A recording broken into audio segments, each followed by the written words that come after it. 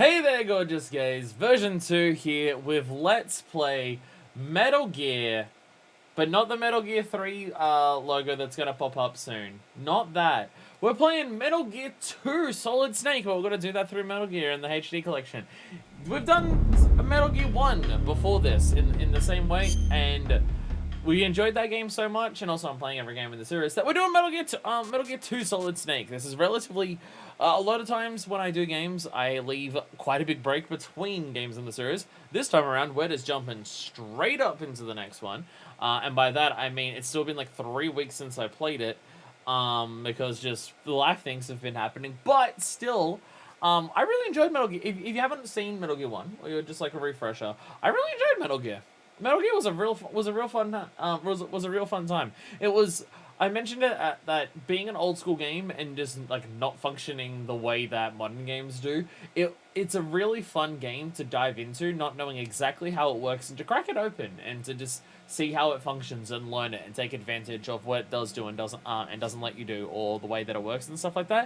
It was a very fun time. It was a fun time, and then it had moments that like genuinely made me laugh out loud when it told me to turn off my PlayStation 3, which is fucking wild. I guarantee you'll enjoy this game even more than the first. Can't stress how much of an improvement it is on the first game. and I enjoyed the first game. Honestly, I've had pretty good luck with going to old school games. I don't think I've gone to any old school games and not liked it at this point. I mean, unless you count Metroid Prime 2 and Kingdom Hearts 1, but they're nowhere near as old as like Metal Gear or Legend of Zelda or anything like that. Last time we killed the nuke robot and our boss was sus. What's up? What's up next for our intrepid hero? He doesn't get his revenge, because revenge is a different game. You're going to have a pause between Metal Gear 2 and MGS, so you're going to jump right in. No, there'll be a break between that. Basically, the idea for the foreseeable future is I'm going to be rotating between 4 series of doing something in Kill the Past. For most people who don't know what Kill the Past is, that's Suda51 series that is connected to No More Heroes. We're going to do that, Ace Attorney, Metal Gear, and Professor Layton. Basically, I'm going to do one game at a time for those, and then we just rotate. So we're not going to get to Metal Gear Solid 1 until we do Professor Layton, Kill the Past, and Ace Attorney. Most of those series are relatively short in their games, from my understanding, so it's not going to take like a million years, but yeah. I'm not someone who likes rushing through series. Like, if I really enjoy a series, I like the series being something that I experience for several years. That's just the type of person that I am. I am definitely not someone where it's like, I gotta blitz through games to see what the next one is or anything like that. Like, I've seen people, mainly for Yakuza, I've seen a bunch of people where it's just like, yo, I started playing Yakuza 0 and I had a really good, fun time. And then they beat Yakuza 0 and it's just like, yo, I enjoyed this. I'm gonna, like, play through all the Yakuza games. And then 2 months later, they're just like, I played through every single Yakuza game. And I'm just like, part of what I like about it is the fact that I experienced Yakuza over several years. Like, it's something that I enjoy, and I'm always getting more of it over a long period of time. And that's how I am with everything. That's not even just a Let's Play streamer thing. That is something that I've always been. So I've never been someone who rushes games. Even Wonderful 101, my favorite game of all time. It took me about 3 months to beat it the first time. Like, I went to it and just, like, took my time with it. It's the same with, like, Nier Automata. Nier Automata took me, like, 6 months to beat it. And these are games that I'm playing on my own time. And this is back when I wasn't, like, streaming and recording every single day of the week. So, yeah, I'm not... Like, I know people want me to get to things and stuff like that, and I totally understand that. But, I'm just always someone where I like taking my time with things. That's just very much the type of person that I am. But, in this one specific case, because Metal Gear 1 took, like, 5 hours, I'm doing Metal Gear 2 now. These 2 games should be relatively short and simple, so that's why we're doing that now. Back on the MSX, 1990. So this was actually a number of years after that. This is a number of years after this.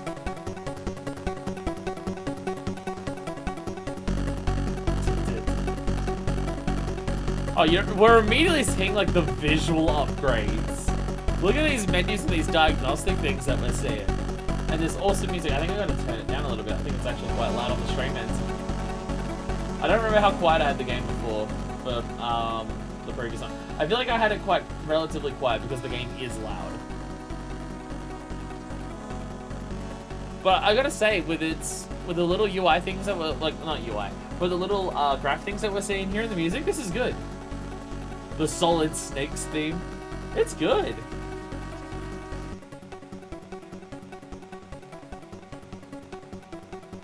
Like, it's got that super consistent riff that is fun. Like, that, I don't even know if riff is the correct term to use considering it's 8-bit music, but... like, it makes you want to bob your head and everything.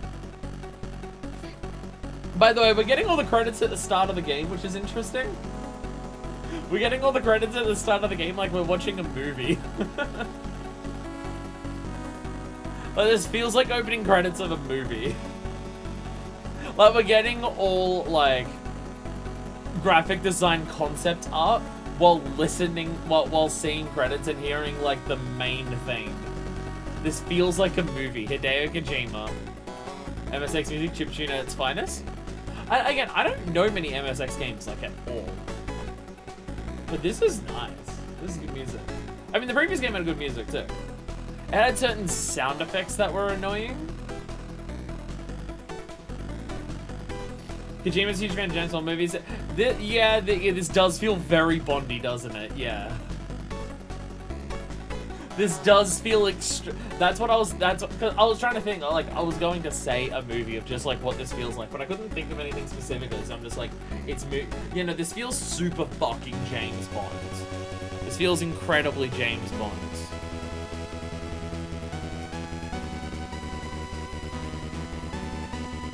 Oh, by the way, totally unrelated to Metal Gear, but there was a stream recently where we mentioned 7-Up and how I talked about how I've never had 7-Up before.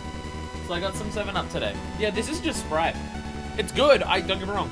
I really like Sprite, but it's just Sprite. When does Snake walk across and shoot me? Now, bang. Damn, that is a much more menacing and impressive robot than in the previous game. I'm really worried that all of the graphics that we're seeing in this intro stuff is... This game is loud! The game is loud! It's late 1990s. The world is embarking on an age of peace and stability. Don't press start. Yeah, oh yeah, got away. It's still gone. This game is very loud. I think the previous one was too. Yeah, I've got to turn down my game volume, so it's probably echoing as hell. Relations between the Cold War superpowers have thawed. Regional conflicts are being resolved. The threat of nuclear war is now a thing of the past. It's also like a movie because you got that the THX fucking thing going on. Kojima's always drained to making movies, and he got stuck being a game dev. But there are some who do not desire peace. Yes, I believe the colloquial term that people use is Americans. Sorry, I mean I'm not, but. An atmosphere of tension begins to build in the Middle East.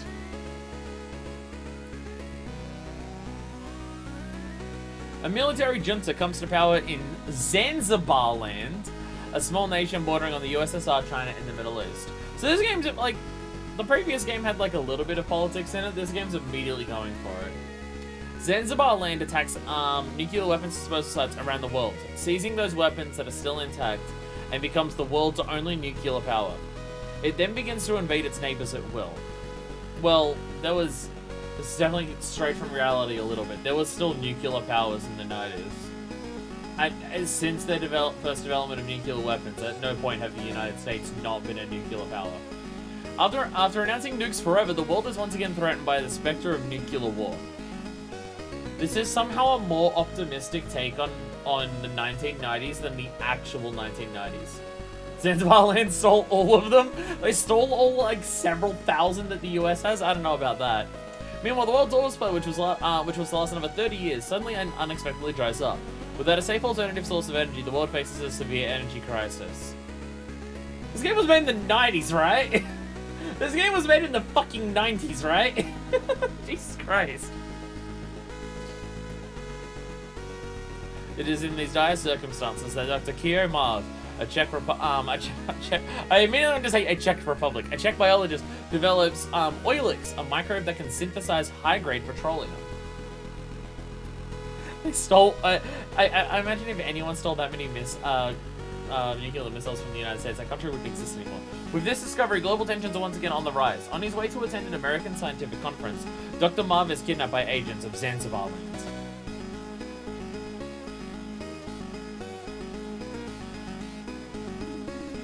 Music is good. And damn, is that Snake?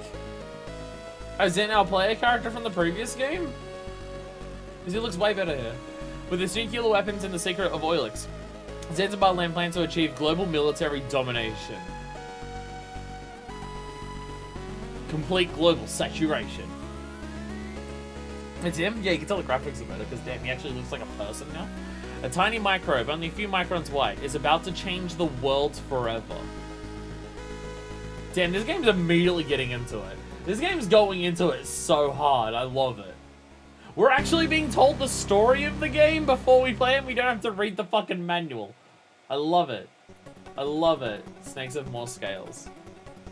And it got scaled up, so it's bigger. So now can I press start? Is now safe? Are we now safe? There's 2 different intro sequences that we have to see. Are we good now before I press game start? Oh, yeah, we can press. Okay, good. Okay, now we can actually. God damn it! God damn it! Stop. Okay, equipment select, weapon select. That's the same. Okay, throw punch, operate elevator. Crawl is a button now. Crawl is now a button. Radio mode and everything. Okay, so crawl is a button. Crawl is a button. That's our biggest difference. We have a crawl button. Circle is punch, right? Circle's punch. Okay, circle's punch, and that's weapon. Just gotta remember the buttons from last time we played this, and also that we can now crawl. Why can Solid Snake crawl? So that's how Metroid crawl. God damn it! We've made the same fucking reference at the same fucking time. God damn it! Original. What am I looking at? What the fuck was that? You had to show me that. What the fuck was that? It was like a fox with a gun or something. Oh, look how much fancier everything looks. Look how much fancier it looks. Obviously the text box is updated, like, with the re-release, but like, god damn, seeing like the full walkie-talkie? The portraits actually look like human beings now? It's amazing. This is Snake. I've reached the infiltration point. Campbell. Snake, right on time as always. Let's get started. Commencing Operation Intrude F-014. Let's go over this one more time. Your mission is to infiltrate Zanzibar land and rescue the kidnapped Czech biologist, Dr. Kyo Marv. Random question. Again, my knowledge of Metal Gear as a franchise is incredibly spotty and weird. Because it's definitely the franchise, like, out of all these, like, massive, long-spanning ones, it's definitely the one I've heard the most about, but it's also some incredibly disconnected stuff, so I have no idea. But just based on the visuals of the face, is this one of the people that you codec in Smash Bros. When you play as Snake? Because it looks like that, dude. It looks like... It is? Oh my god! I do know what I do recognize things. Nice. Snake, we've provided you with a new anti-personnel sensor.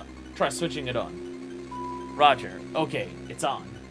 Is it worth doing the character voices for this game? Roger. Okay, it's on. So I can't do it. I think that's just an Ace Attorney thing. Ace Attorney has the most wild characters, so that's the one I saved the voices for. I'm not a good enough of a voice actor to want to do it for everything. Like, I can't mimic Campbell's voice. I can't mimic Snake's voice. Sorry, I'm not Keith Sutherland. That's a timely reference. Alright, so we're down there, enemy over there. The white dots on your radar are enemy soldiers. The red dot is your current position. We have a map. Oh my god, that's actually a new feature. The radar is equipped with several other types of sensors as well. They should warn you of any unseen dangers. What's the radar's effective range?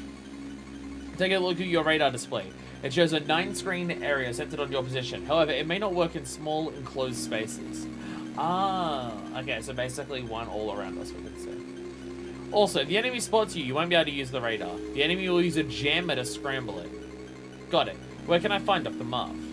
Well, Dr. Marv has a transmitter implanted in one of his molar teeth.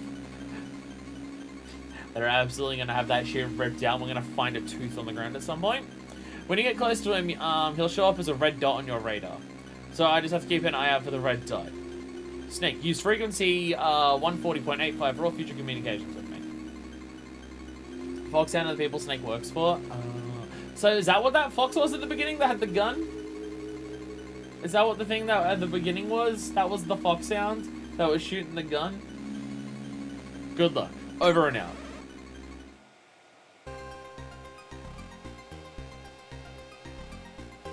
Like, just look at this menu.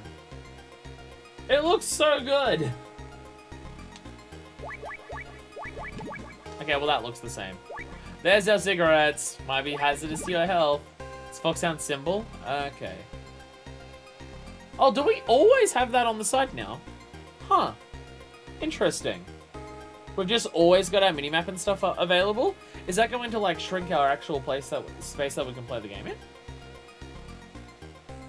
Oh, the first game, like the first game, this one had a lot of better read the manual stuff for some lore. Oh, does it? Oh, if anyone wants to, like, just so I don't have to break up the gameplay, if someone is able to look up, like a PDF document of the manual and then link it in chat, I'll look at it. I'll do some reading. Oh my god. Revolutionary tech!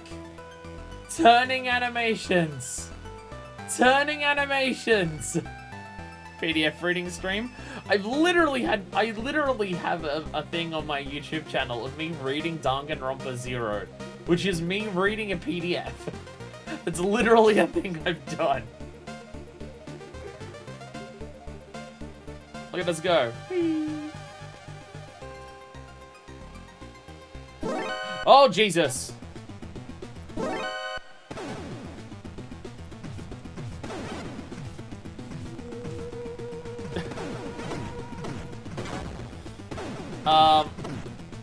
Do I have a weapon? Oh, I don't have a weapon at the moment, do I? No.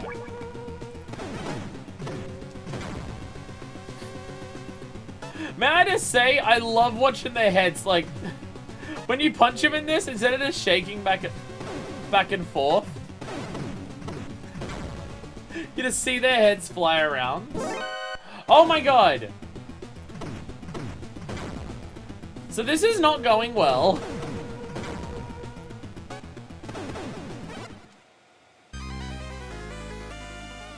This isn't going well. It's not going super well. I can crawl. Stealth? I thought I was walking onto that screen when the dots went on that one, but no, I guess they were.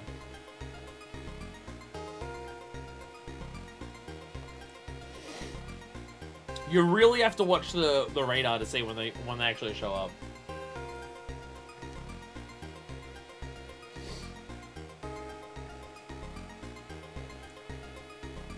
Like, you've really got to watch that. Like, I can't go into the next screen in case they're watching me. Like, I can't go into the game with any assumptions of how it works. Based on the previous game, it seems.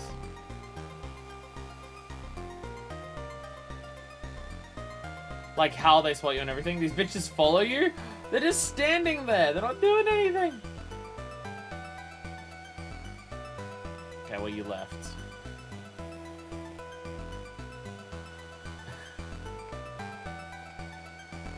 This is so much scarier.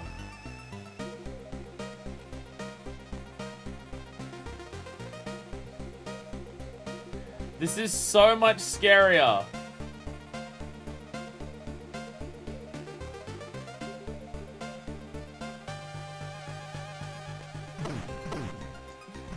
There we go. There we go. Yeah, this is menacing as fuck. Oh god. This is menacing as fuck already. Oh Jesus. Which way are you going? They actually have animations for like looking around and stuff. This game's a revolution. Where are you going? This way. Okay. Boom, there we go. Oh, thank you. Thank you. Why does it keep doing that? For some reason, whenever I click on things, sometimes they open them in the wrong window. Alright, here we go. There's so many words here. First thing I read is it gives you the same feeling you would get from a novel or a film. Okay, Kojima. Okay. Okay, Kojima. Okay. So, I'm gonna say fuck it. I'm just gonna bring this up on the main screen. Because you gotta read this part with me. Where it says, this game, like Metal Gear 1, is based off the concept of being found or not found to give you the same feeling you would get from a novel or film. Using action as a way to advance, you end up at a virtual experience simulating the near future through the world of Metal Gear. This idea is no longer limited to genres like RPGs, simulations, or adventure games, and might need to be called a new genre altogether. Next generation entertainment game. Games are now changing from entertainment to interactive worlds. It was during this time that the tactical espionage game was created. Like... that really sounds like the description of someone who smells their own farts. Like, come on. Like, come on. Fucking hell. Alright, okay, so all of this is just instructions on how to play, just this one page here. Who's ready for some sexy lore time? Story so far, Metal Gear 1. Deep in South Africa, 200 kilometers north of Galsburg, Outer Heaven was born. Outer Heaven was an armed fortress nation that was established by a mercenary who was both a hero and maniac. Something was happening in Outer Heaven. A massacring weapon that could change the world forever was reported to be in development. Foxhound sent in an agent codenamed Grey Fox to gather data about this ultimate weapon. However, several days after his final report being Metal Gear, contact with Fox ceased. Operation name, Intrude N313. Superiors found this mission to be crucial and sent in Foxhound rookie codenamed Solid Snake. Snake single-handedly snuck into Outer Heaven and made contact with the Resistand members, Schneider, Jennifer, and Diane. Well, to some extent I contacted them. One of them I contacted very effectively to, have to beat the game. With their help, he rescued Fox. Fox proceeded to tell Snake about Outer Heaven's Metal Gear, a nuclear-equipped bipedal tank, TX-55, which they intended to use to gain military superiority. Afterwards, Snake rescued a Russian scientist, Dr. Petrovic Madnar, who was the developer of the TX-55. Madnar was kidnapped by Outer Heaven and was used to update the base's weaponry. Snake also rescued Madnar's daughter, Ellen. Madnar informed Snake on TX-55's weakness, its legs. The closer Snake came to finding out the truth of Operation Intrude N313, the more cunning the traps he encountered were, as if his actions were being leaked to the enemy. Schneider fell into enemy hands and Snake was hurt after numerous battles with Outer Heaven's mercenaries. Wait, that happened to Schneider? Wait, what? When did that happen? Finally, Snake reached TX-55 and destroyed it, but the commander-in-chief of Foxhound was waiting for him. The leader of Outer Heaven was none other than Big Boss. From the very beginning, he used Snake as a pawn so that Foxhound could gain false information on Outer Heaven and TX-55's development could resume. 100 floors underground, a battle between two men raged, and Snake left only the smoldering remains of Outer Heaven behind him. As he ran away and exploded, it was super sick. Age of Stability. With the frigid relations between large nations like Russia, the US, and China thawing, conflict settled down and the world started to neutralize. In 1999, the nuclear threat of the previous century was leaving, and we were ready to welcome a new, stable 21st century. However, not everyone was welcoming to this peace. The Middle East is growing more and more unstable. Zanzibar Land, a small republic in the middle of Russia, China, and Afghanistan, is founded. It raids many nuclear storage facilities around the world and steals weapons that still haven't been disposed and arms itself with nuclear weapons. Zanzibar then begins to invade nearby countries. In a world on the edge of stability, Zanzibar Land becomes a massive threat. I hope the game actually acknowledges that the reason for instability in the Middle East is because of all the meddling that other countries do. When China tries to tell Snake that Big Boss is the leader of Outer Heaven, that's when it happens to him.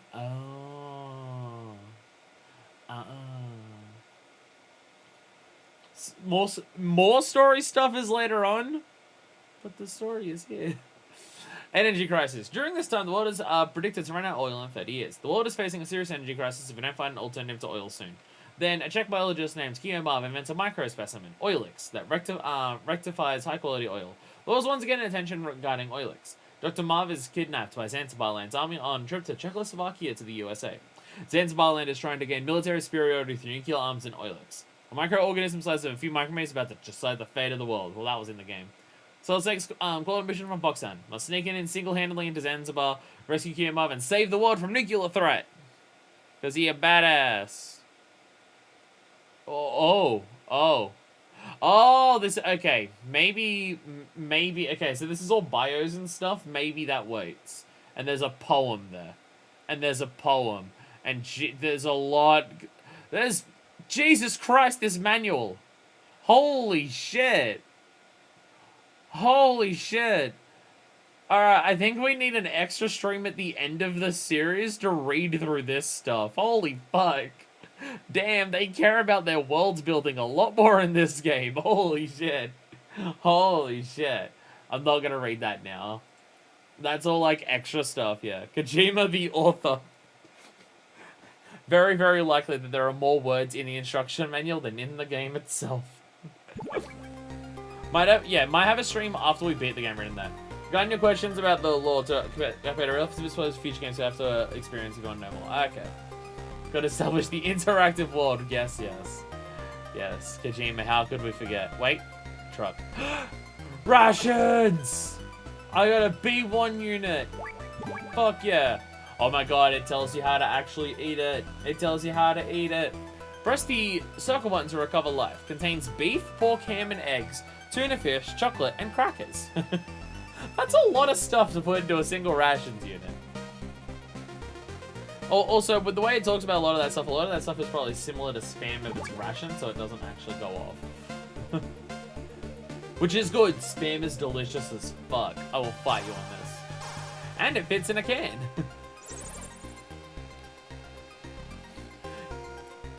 There's this one picture that I saw on Twitter. And I don't know what it was. But someone was like, I went to this restaurant and I ordered a cocktail. I think it was like a sangria or a Negroni or something like that. And they were just like, and this is what I got it in. And the cocktail was served in an old fucking Spam can. And I'm just like, it's the most hipstery shit ever. Here's your fucking sangria served in a can of Spam. I hope they cleaned it. I hope they cleaned it. Sounds good, but you can't eat it too often or it stops being good. This is very true. Spam is something that very much, if you have only Spam, you'll definitely get sick of it. Like something like ramen and chili, I could eat that every single night and I'm fine. I mean, like I live on my own now and I have to pay the entirety of rent on my own. So my dinner for the last like 3 weeks has just been instant ramen. And I can eat instant ramen every day and I'm totally fine. I also have like 7 flavors that I rotate through, but still. But yeah, if you eat Spam every single night for like a month, leftover pork essence in the drink, oh,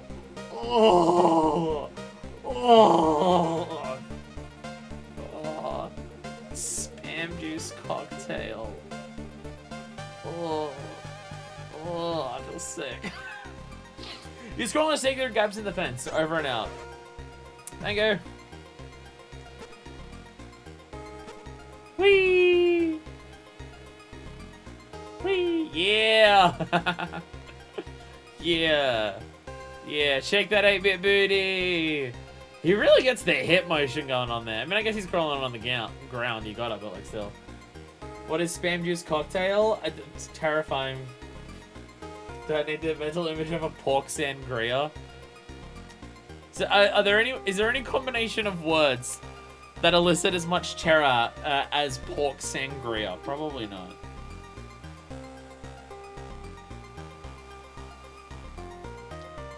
If you've never... Oh god.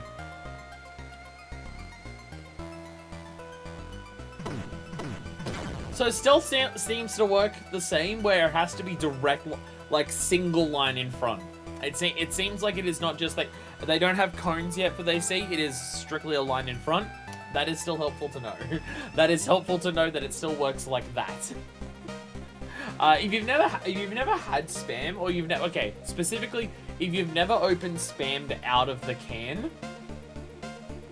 So not channeling things, I don't know why you couldn't see you. Oh, the ones above me can't see me at all.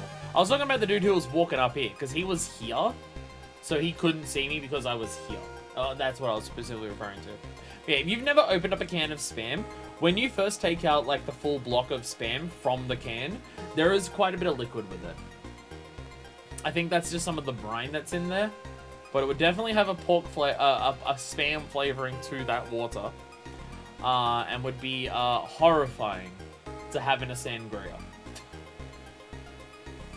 Okay, there's someone coming down here, so... You gotta be ballsy with the stealth. That's what you gotta do. You gotta be ballsy with the stealth. So there's someone up there. Oh, he's walking away from me. Should be fine. Sounds gross. Spam is delicious. Don't... Fuck. Don't put spam into your sangria, though. Ah, you can't shoot through the fence, dickhead. Ah, you can't shoot through the fence, dickhead. Okay, well, you can shoot around the fence. Fuck. Guess I am the dickhead after all. I really thought I'd be able to get to them in time.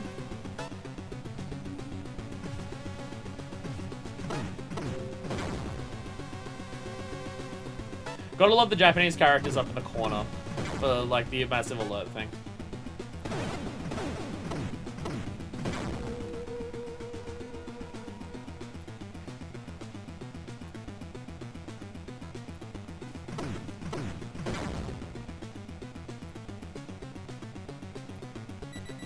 He's not here. Ah, okay. Spam-gria. Oh, I hate it. Oh, I fucking hate it. Oh, I hate it so much. Okay, so they're now, like, actively scanning for me. This is concerning. Okay, nothing in there I can go in. Yeah, the way the stealth system works in this game, guards are a bit more challenging. Yeah, they are not as simple as they were before. And also, they move between screens a bunch. I'm actually getting, like, fucking... Like, in terms of, like, having to keep track of things between several screens, I'm getting, like, starting to get, like, Abe's Exodus, like, vibes. Oh my god! Speaking of not looking... Oh my god. Oh my god.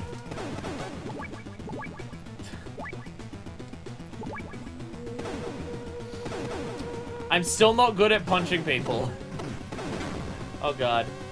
Oh god. Oh god.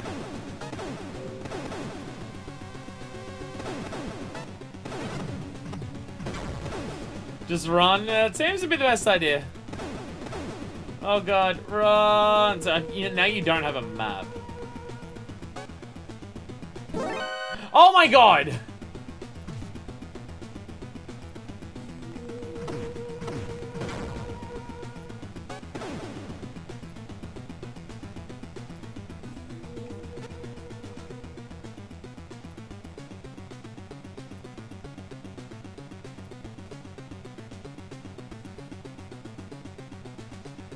Okay, so he's not here. This is an entirely different system. When you get caught, it's totally different. Totally different. Totally different. You can't sneak in through the front door. Use the vents. Over and out. Yes, because my sneaking has been so good so far.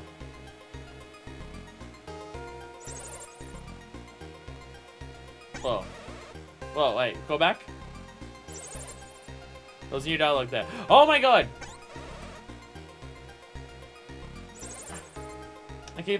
My fingers keep accidentally double-clicking things. Forget everything you've ever seen in action movies. Over and out. The instruction manual told me I was playing an action movie.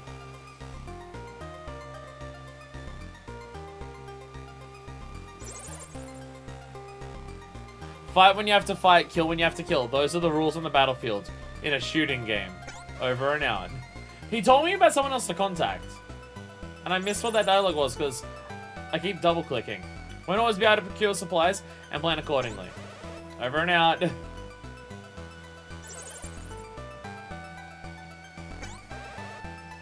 He told me someone else I could call, but I accidentally double-clicked through it. If you need to know anything about mercenaries or enemy weapons, ask a mercenary episode. George Kastler. He knows everything. He used to work for us as a military advisor. You can trust him. Frequency is 140.93. For fuck's sakes. For fuck's sakes!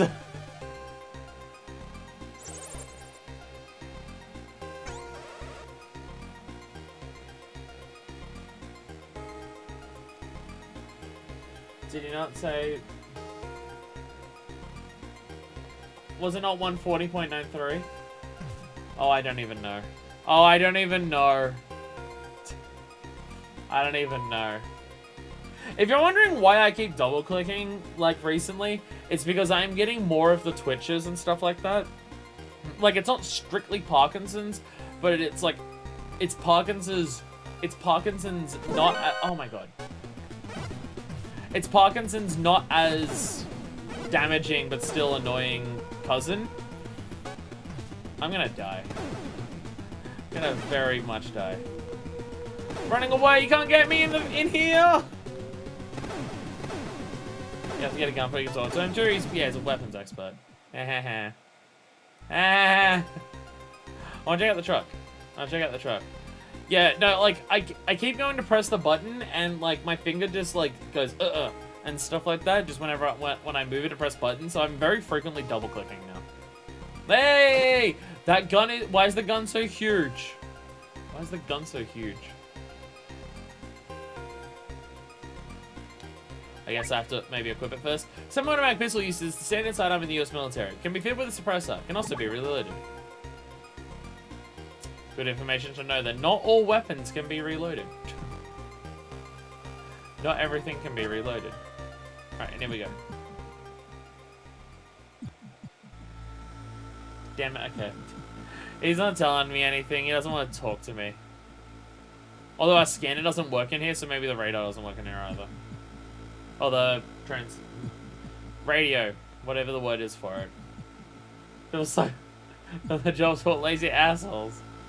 They won't talk to me! No one wants to talk to me! We'll just send you in on your own, but we won't answer when you call us. Love being backed up and supported by my entire crew. Love being supported by my entire crew. Ah! Hello! Who even pays them? We're not Big Boss anymore, that's for sure. That's for fucking sure.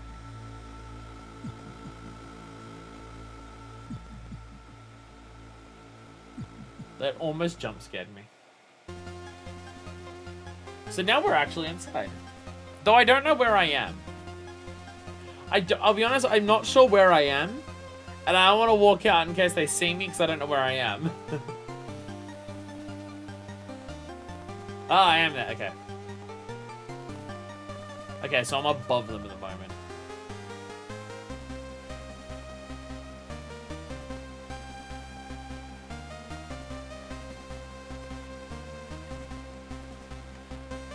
So I actually can't go anywhere up here. This is just a lookout spot to see these giant tanks. Alright, I'll go the other way. I guess I'll go the other way. I guess this is just a loading screen of some kind. Yes, it still works where you can just go between screens and get ammo. One more vent path? Ah, damn it. Yeah, there's one up that way. I just gotta go up that way and get there. Kinda wanna restart the game from the beginning to just get that health back, but too lazy. But I'm too lazy. This game seems significantly harder. This game seems significantly harder to stealth, and I am slightly concerned. I'm slightly concerned. Okay, well this actually leads around, at the very least. Because the music's so good. So constantly and consistently. I'm Holly. Holly White. Hello. I infiltrated Zanzibar land a month ago, posing as a journalist. So I know pretty much how things work around here. I'll help you any way I can. Okay, 140.50. Call me later. Call me later. So no, every time that that symbol shows up means that the game's auto-saving. So even if you die in that part of the building, you restart. Yes! Checkpoints! The checkpoints! Fuck yes! Wow, there's way more people to call. There's way more people to call. I appreciate this. I appreciate there's a fuckload of people to call. Oh, but yeah, not having elevators as your checkpoints. I love this. I'm in love. Answer your phone! Fucking Christ. Okay, so I see this as a shitload of people up in one of those screens up there.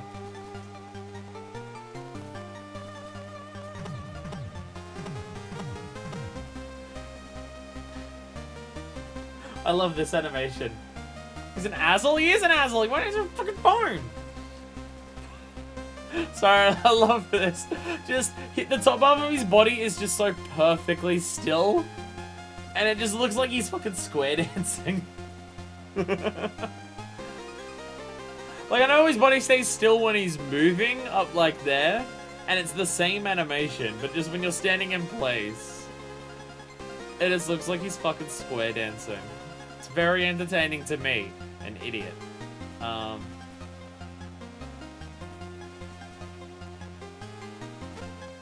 it's probably a door. Probably a keycard door of some kind. Oh god. People are swarming on me. Oh god. Oh god, I'm scared.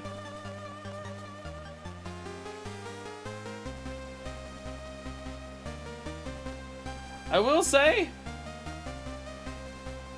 nature of how this game works with its stealth, you never feel safe. Oh god.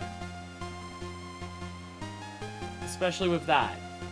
Especially with that. Oh, it comes all the way down.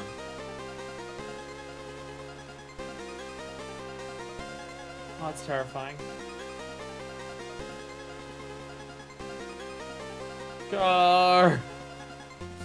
Shit interacts between screens so much now that, like, even while just standing still, you have to keep an eye on the minimap.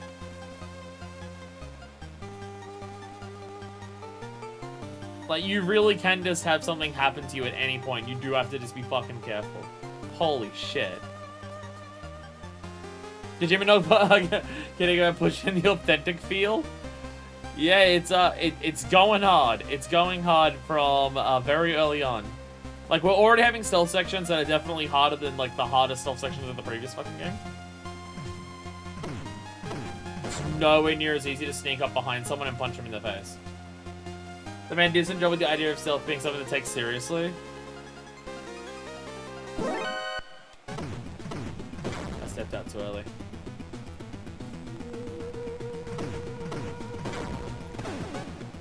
Ah, god damn it!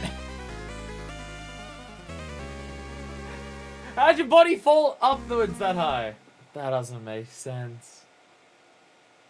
Yeah, like, stealth in the previous game felt like learn patterns and just move around in specific like when it's free and available. This game is very much stealth is a matter of you have to actually be stealthy. What did we just say about being stealthy? I was trying! Look. Me being aware of trying to be stealthy and me being good at it are totally different things. All the computers, all the doors here are controlled by computer. They each need a specific IC card to open. So yeah, okay. So, yeah, same keycard stuff as before. Grab keycards, open them. It's amazing how aesthetically different this game looks. Like, it's just a completely different look. Yeah, like, I can be aware of I need to be stealthy. That doesn't mean that I'm good at it. Like, I tried to walk around to punch that guy in the face. Doesn't mean I'm good at doing that. Doesn't mean I'm good at doing that. I can be fully aware of what I need to do and still be an idiot. Totally within the realms of possibility. In fact, I'd say it's in the realms of extremely fucking likely. I've had a hard time with this game even in easy mode. Nah, original or bust.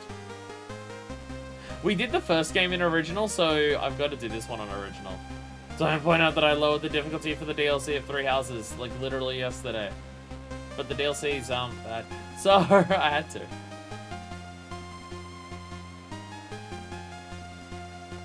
Yeah, your punch range is also significantly less in this game.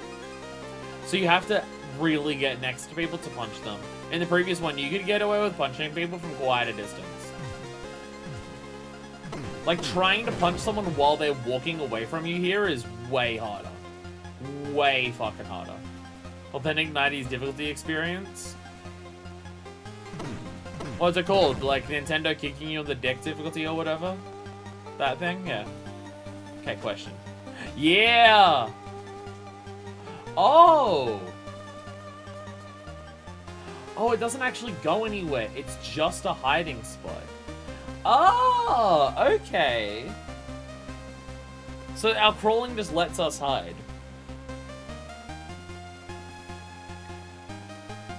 Punch Rady shoulder because back. So he's giving his back straight this time. He's not hunching over the entire time, just going. Rrr. He's actually got good posture. You know, the thing that I totally have too. I'm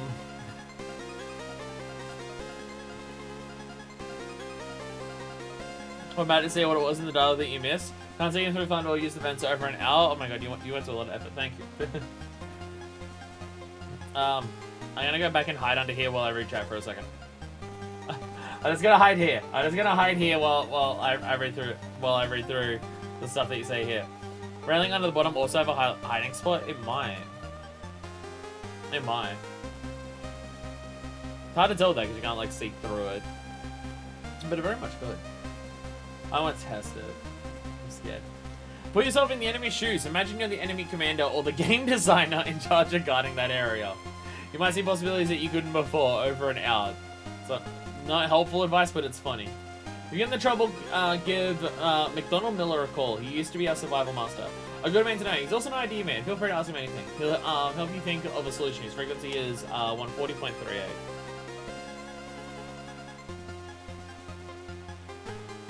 Should get back under. They want up. I mean to call Holly. Hello, hi Holly. Zanzibar building and the tower building use the same source of water. And that means they're connected through the drainage ditch. See ya. Also means I need a way to actually yell through the drainage ditch. Alright, 3-8. Yay! Hello, Master Miller. You should wait 30 minutes after eating before playing games. The blood flow shifts to your stomach, and your brain doesn't function as quickly. This game, though, that I had lunch right before I started the stream, and it's trying to say that's why I'm bad at video games. So when your attention level's at its lowest, so you should wait 30 minutes after eating before you start playing over and out. So the dialogue's already being like this. So the game's already being like this. Yeah. The fourth wall has been broken very early on in this game, unlike the previous game, which took till near the end to say turn off your PS3.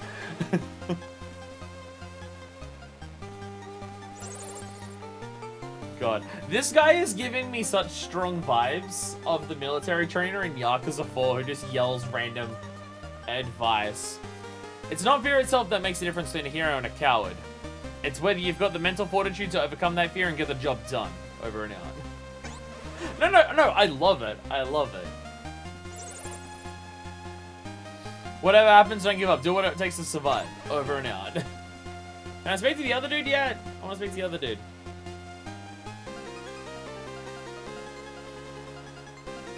No. He still doesn't want to talk to me. He still hates me. I think I fucked his wife or something, and so now he doesn't want to talk to me. New headcanon. New law. I'm really bad at working out where enemies are on this minimap. I'm not used to it yet. If I crawl, can you see me? No. So fire that piece of shit out of a cannon. Survival master, how do I survive? You survive! Well, he's not wrong! He isn't wrong. I can't fault him for being incorrect.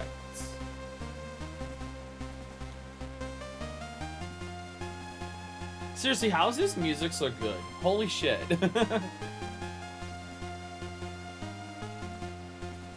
How's this music such a fucking banger already?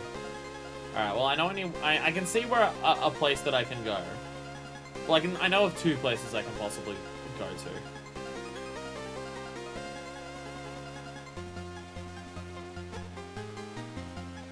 Oh, that's just a tunnel.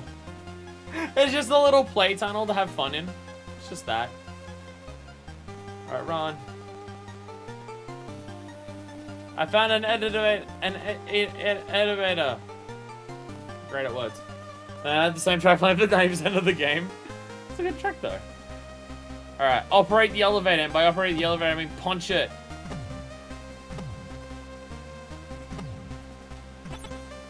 You have to actually...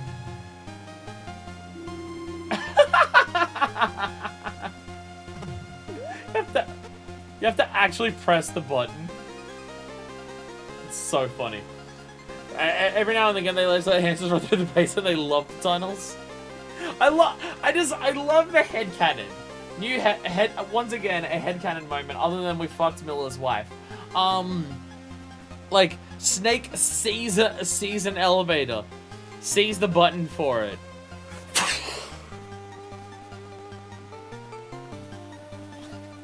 Like, he's just such a military man that he doesn't know how to just press buttons. We'll try down first. Is there a basement? No. Ah, there we go. Oh, look at these fancy animations! Way better than a 2D elevator that you stand in and just goes, Look at the fucking animations. Damn, they went hard on this. I love it. I fucking love it. Oh. Oh. Scary music.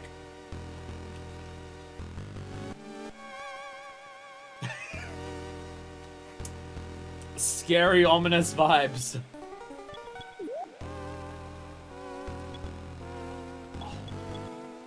Oh, this is evil. Oh, this is evil. We're walking on a metal grating, so it makes sounds.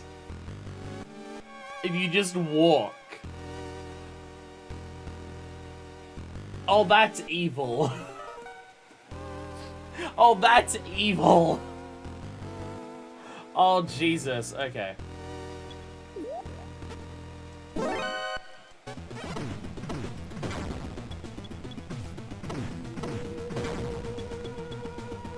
Tick, tick, tick, tick.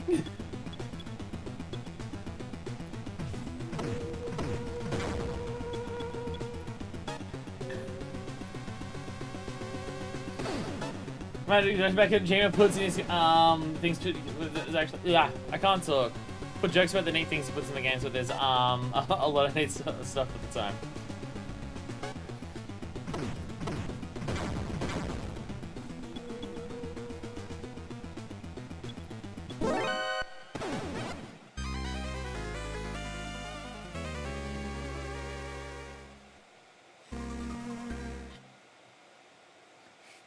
This game's hard. This game's way harder. Go in a different direction. Fuck you. Like, you want to walk around when you're not even... Like, you can prone, but you're so slow. But you're so slow. You don't go playing on easy now. I did the first game on... I did the first game on original, so I gotta do this one on original. That's just how it works. I didn't realize this game was this much harder. Like, it feels like the difficulty scaling has gone from... Yeah, you beat the first game, so the difficulty at the end of that game is what the difficulty starts on here. I swear, the amount of time... Something I'm realizing is the problem is that I'm bad at the minimap. The amount of times I look at the minimap, think I'm safe to walk into the next room, and then someone enters that room like at the same time that I do, I'm realizing a big part of my issue right now is not being good at the minimap. Like, I thought I was totally safe to walk in there, and then the moment I walked in there, someone else was in there. But we got our first card. So now I can't even see what's out of this room when I go in. Well, that didn't feel like I had much of a choice in how that went down.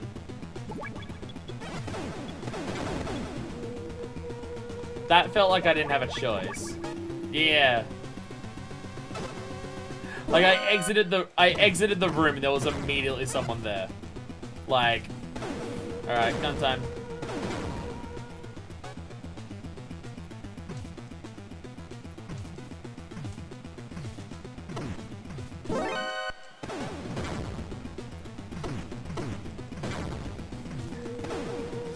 Run! Run!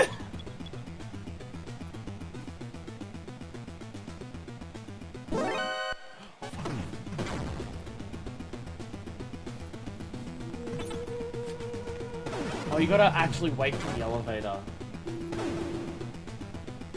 You've gotta, like, actually wait. Ah! Elevator not safe! Elevator not safe!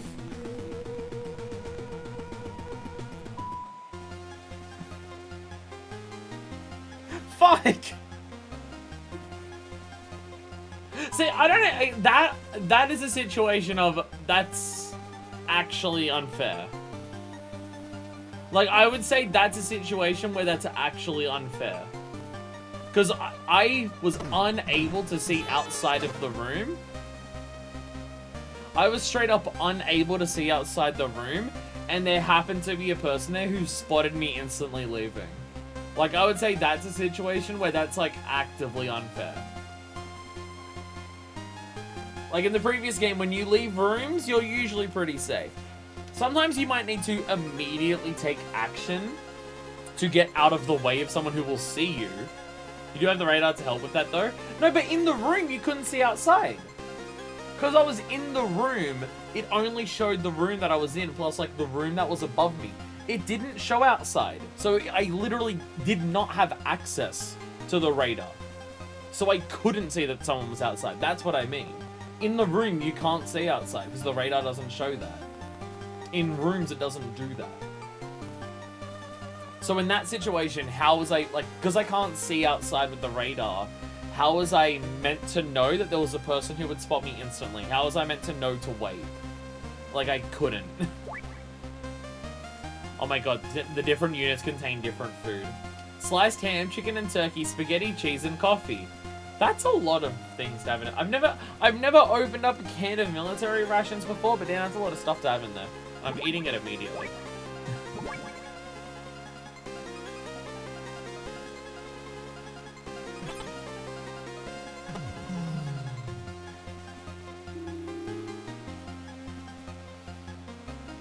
Radar does get better in the future games. Like, this game very much still seems to have the idea, like, it's weird that the game has expanded how the map system works and everything like that, but it still has the concept of rooms where things don't connect to other rooms. So you don't have that. Like, kills that you see when you're in rooms. If it's anything in the original game, no. But I have to try it in this. But I will try it in this. Because in the original game, explicitly, that was the one time that binoculars didn't work. Is in rooms. MREs do have a lot, but also supposed to be like your entire day's worth of food or something. Oh. More floors to go up. I don't know why I didn't think of this. But you're a genius. Let's see how many different things I have access to from the immediate start of this game. Oh my god. We have so much to access at the very start of the game. Holy shit. You know what I'm actually going to do? Now that I'm at full health, I know I don't have any rations or anything, but because every time we use an elevator, it's going to checkpoint us, I might go to a floor and then I just totally, like, get wiped out, or I'm going to a floor to escape.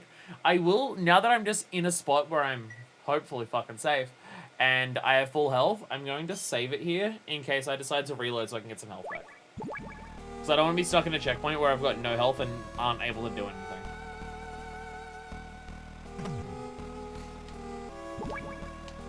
There we go. Hey, nice. Oh! So they're, like, not physically connected on the map, but doors can do that. Oh, well, there you go. Punch the computer. And there's a computer mouse on that other table. I think that's what that is. This is just we're just in an office building now, by the way. We're just in an office building.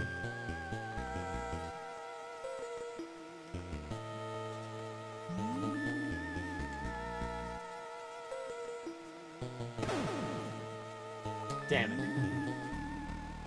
I'm gonna have a wild guess and say I probably shouldn't touch those red lines. Can only afford one computer mouse? Alright, everyone make sure you share. Also, I keep forgetting what my crawl button is. Go down the dust chute. Whee! Is this gonna kill me?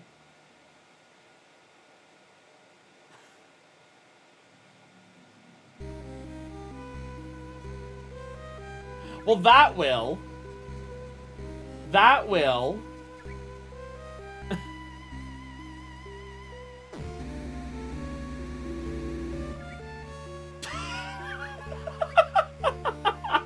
Oh god, it would actually kill you! It notices, oh, rubbish down here, better shove it into the thing.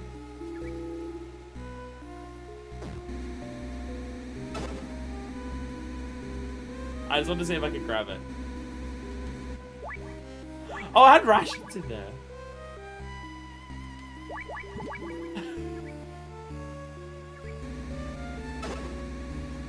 But it's useless, just throw it away!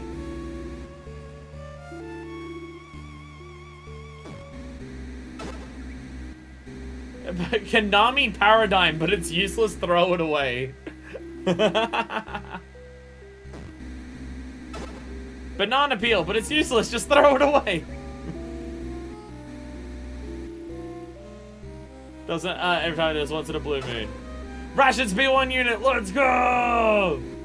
Let's go! I'm like a dog that goes on a walk and it finds like a bit of food inside of a bush one time. So every time you take the dog on the walk, it has to check that one room again.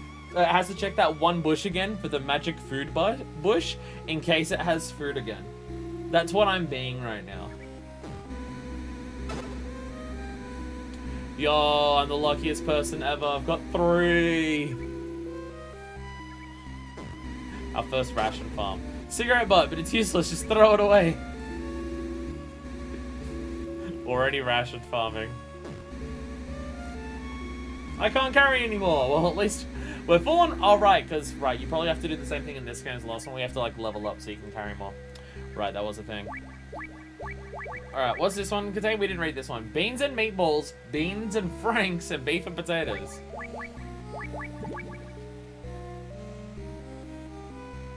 I'm also going to assume the water is probably bad. Like, falling into the sewage. Is that what I said again? Find the ultimate lucky streamer? Oh, you have no idea. If you didn't catch my Final Fantasy 14 stream on the weekend, you have no fucking idea how lucky I am. We had a situation where there's an event in Final Fantasy 14 that appears roughly once a week. Like, for the entire server. It will appear maybe once a week. It's not marked on any maps when it appears. There's no pop-ups or notifications that appear. It's just, hey, there's like 4 different zones that it can appear. And the zones are relatively massive in Final Fantasy 14. It will appear in one of these, and the weather in all of the zones will change when this event happens. It spawned literally next to us. And I mean maybe 5 feet away. I was there, but I was getting late, so I could see it for the whole Final Fantasy 14 stream.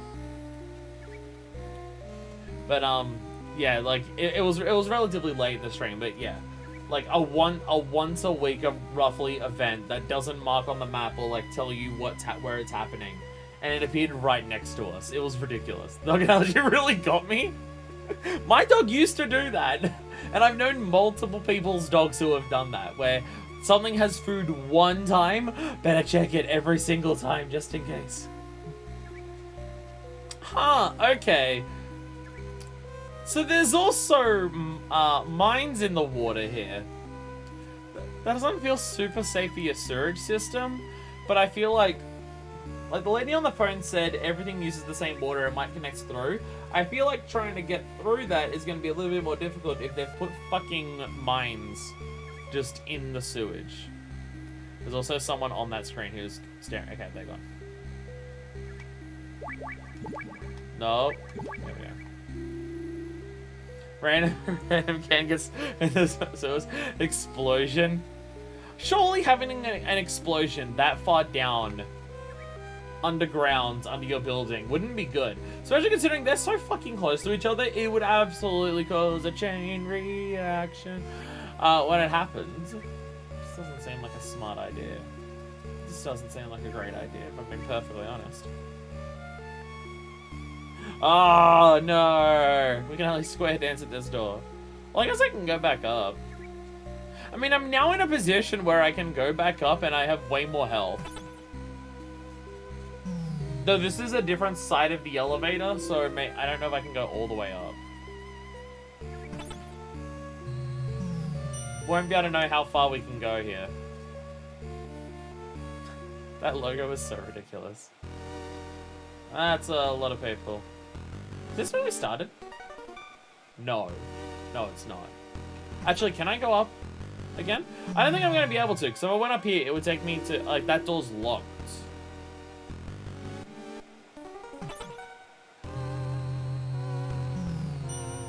Oh, it skips the floor. It skips the floor. Okay. That's what it is. Okay. So I'm just dancing now. It just skips the floor entirely. Okay. It's not a situation like Building 2 in the first game where there's 2 elevators, one only goes up and one only goes down. But there is limits on how far you can go for that. Actually, now that once again... No, fuck it. Now we save. I saved here for full health, and I've got full health and full rations right now. Now we save. But technically, I feel like... you forgot the 3rd floor? Oh, no, no, I'm just saving on this... No, I just wanted to come back to floor 1 to save. So if I have to reload because I fuck up royally, then I'm starting from like the neutral floor. That's why I'm coming back here. That's why I'm coming back here. No, I gotta go. Oh god.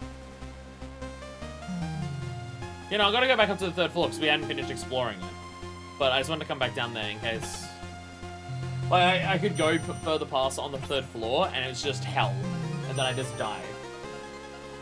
Kind of thing.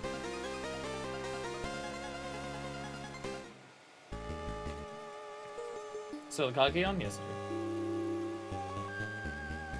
Now, there's a whole bunch here that we still got to explore. Because we went down the dust chute. Dust chute! Oh, I should go down there. Shit, see what's up. Imagine working in an office building. Imagine working in an office building where right outside your offices, there's a landmine that will go off if you walk past it. Actually, with what capitalism and corporate culture is like nowadays, they probably have that to detect if people are going to the going on the toilet outside their designated toilet break to just blow them open. So you can save on the 3rd floor too. Yeah, but I'm dumb. Oh, I know what this is. So I got the trash this time. Can't we just throw it from over to the side? No, because if you miss the dustbin, then it will stick in front of the mine and it'll just blow up anyways. So I'm gonna go ahead and elect not to walk past this because I think I know what this is based on the previous game. I'll try another pathway first. Oh, no, sorry, I just gotta do the little snake dance. Sure.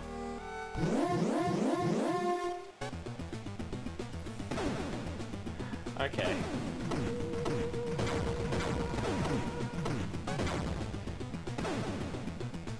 So I was at least partially right on floor 3 being hell.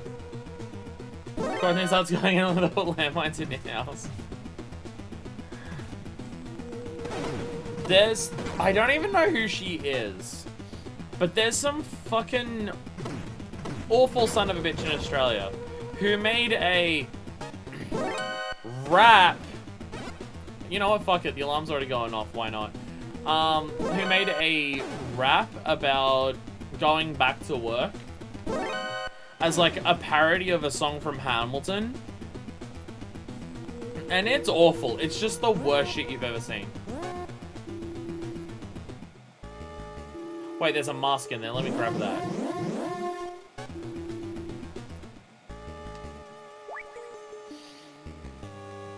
Doubles the length and slows the depletion of the O2 gas. 1, there's now gas grenades. 2, it is not immunity. It is not immunity to gas. It's not immunity to gas now.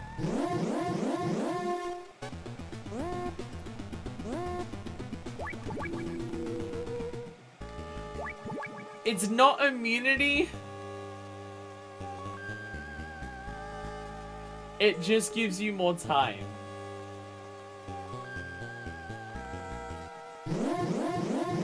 I figured.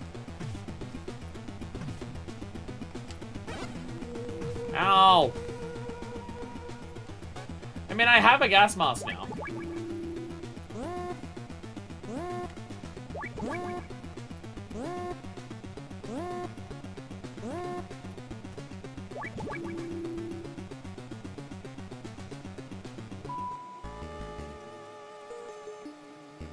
You get detected and extra rooms become gas rooms?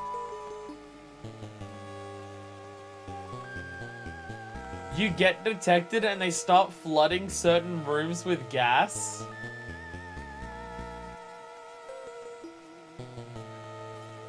They are going way harder in this game.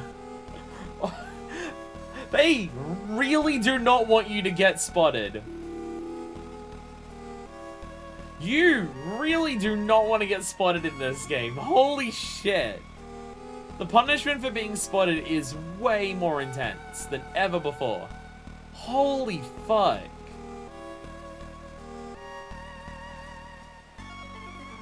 I kinda can't believe that, honestly.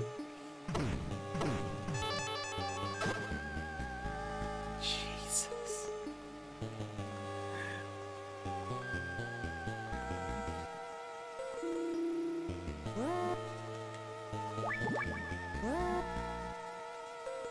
Man.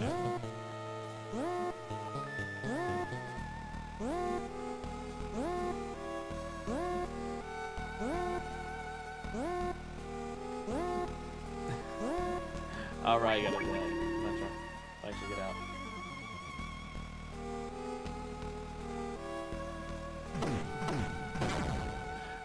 Actually, wait, was there a door up there? I think I'm an idiot. I think there was actually a door up there.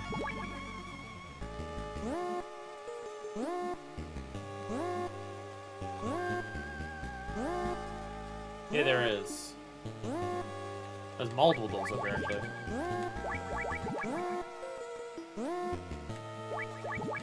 Ah. Oh! Oh! Oh! Ah! Heh heh heh! Foolish foxhound! What? Dr. Marv isn't here. Figures that foxhound would use such a cheap transmitter. You guys are really behind the times. I am Black Ninja, a former member of NASA's Extraterrestrial Environment Special Forces Unit. Hi. Now let's just see how strong the world's most advanced Black Ops unit really is. Show me what you've got, Foxhound. Well, okay. Welcome to Metal Gear. The dude is teleporting.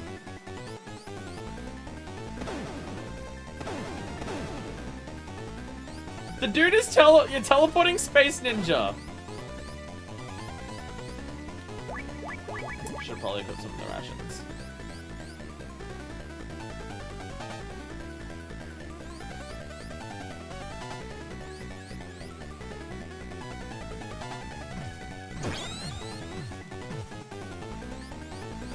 I mean, punching him did something.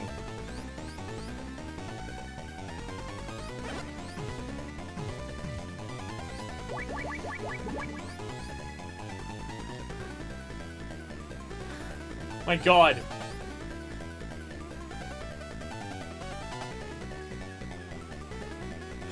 What the fuck? Video game.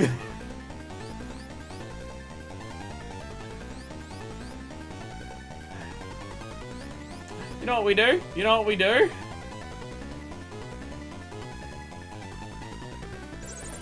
Anyone want to talk to me and help me? You didn't know anything about... oh, God damn it.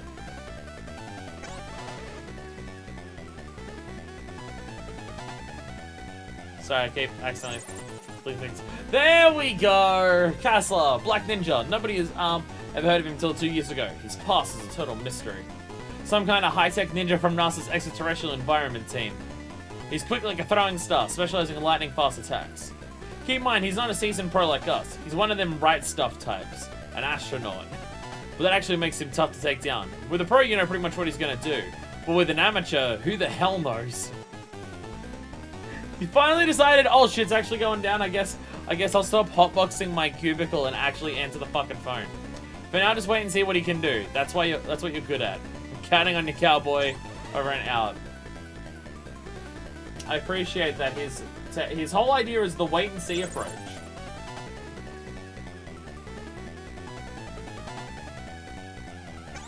Go out of my way to try and call someone. I get the wait and see approach.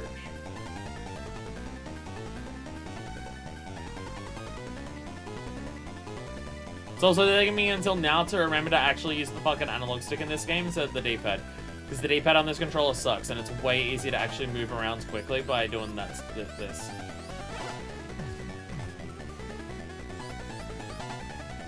Ah, God! Jesus fucking Christ.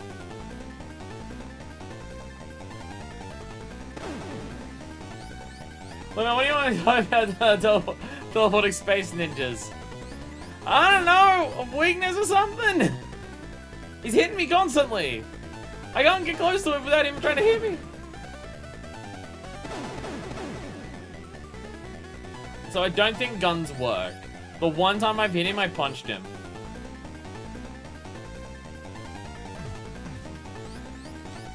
Okay, part of what I'm realizing is wrong with using the analog stick is that it's misreading my inputs. So...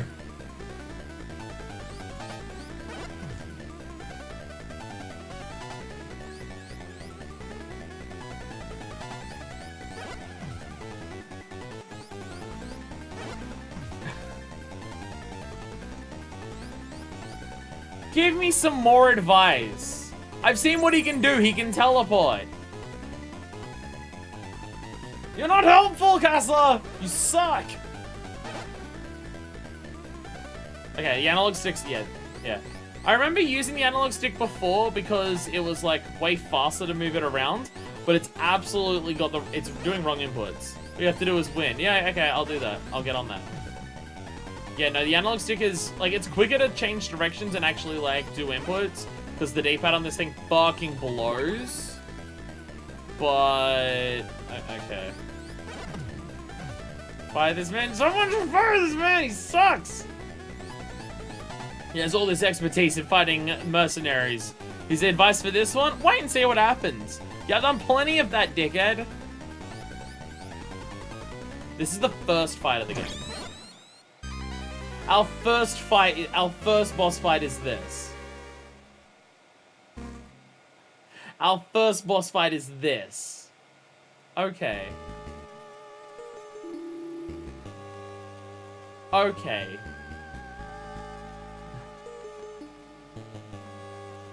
Okay. Practice makes perfect. That's not... Wait, where the fuck was the gas mask?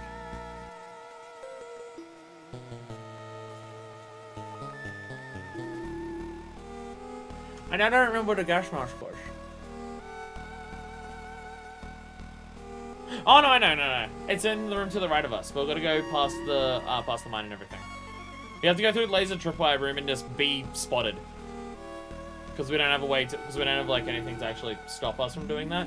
We could probably learn it. If I just experiment with every path, we could probably learn where the lasers are in this room. Like, they're definitely in the middle here. They're on that side, too.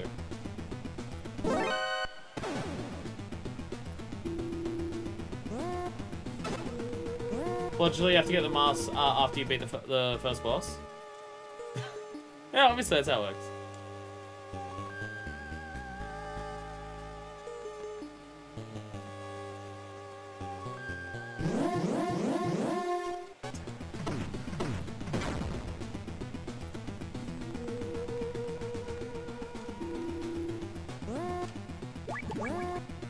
This. I do at least appreciate that they've given you an O2 meter for gas mask rooms, so it's not immediately the moment you enter the room you start losing health.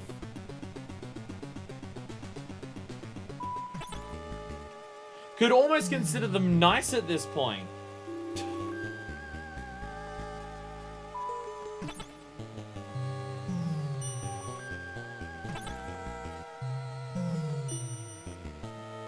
Damn it.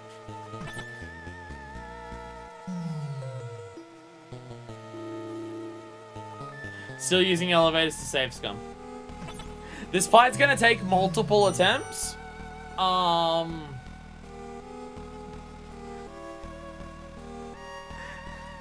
Why is there a teleporting ninja? But yeah, like, at least you don't have to force take damage just anytime there's a gas mask room. Old habits die hard.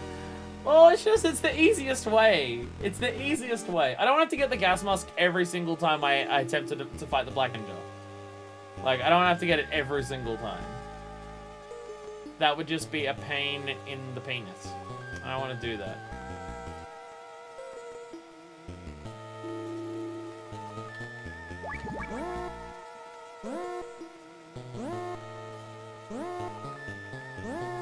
Yeah, they did show him as a red dot on there. I totally forgot about, hey, he's meant to be a red dot on the map. I totally forgot about that aspect. I totally forgot he's meant to be a red dot.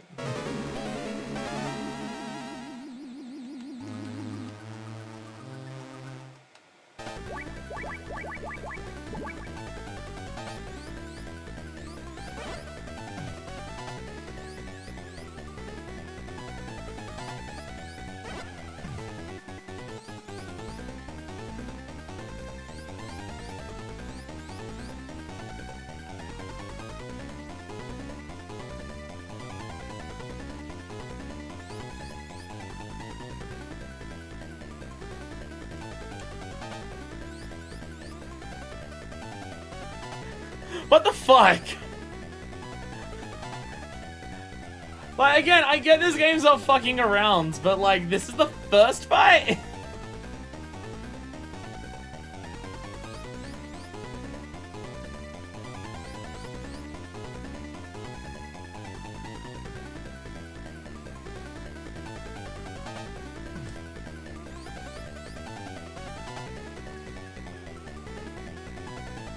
Why is this dude working for them, by the way? If he's just a random astronaut, what made him sign up with them? Oh, come on. Oh, the punch range is so, like... Your punch range is so much more limited in this, and not kind of broken. So it's way harder to punch people. And when it comes to teleporting space ninjas, that makes it a whole lot fucking harder.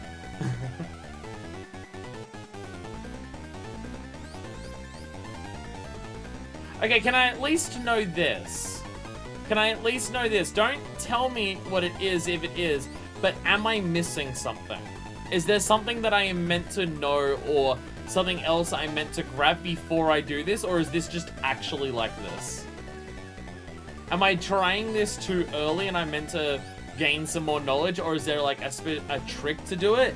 Or is it actually just meant to be like this and that's just how this works? Because it feels like I'm missing something, that surely it can't just be a case of walk around until you can hopefully land some hits on him, even though he teleports whenever you're near him. Like, it feels like I'm missing something.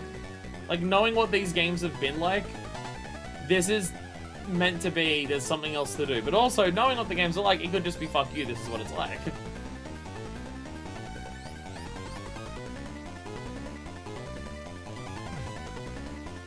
Why is teleporting Ash into a bad guy? Because this is a Bond movie, Kojima wills it.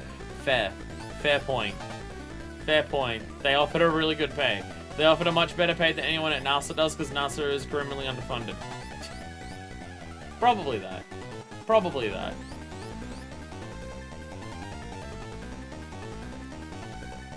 Because, like, I can only punch him. But trying to get to the, like, I have to, it's just luck whether I can punch him or not. Like, I just have to hope that he lands in a spot near me where I can punch him, and he doesn't teleport away before I start punching him. And this fucking crate container shit in the middle does not make it easier to catch up to him. The punch range is so bad. The punch range is so bad. So I can definitely move faster using the analog stick. But it just leads to the possibility of that. And that's when I'm out of money after outfitting the ninja. He does a teleportation tech. NASA probably did fund him very well. All of the budget for NASA probably went to this one dude, and he still didn't get paid enough.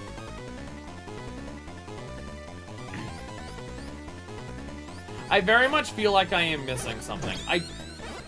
I don't think this is meant to work this way. It feels like I am missing something. But I don't know what that could be.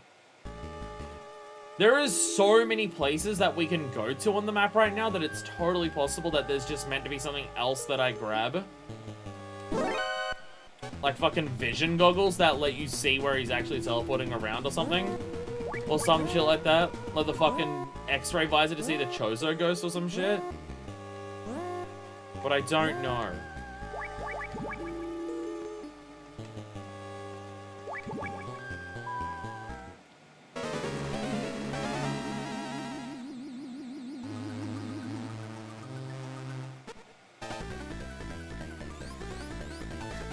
The sound of him throwing the stars at me is so funny.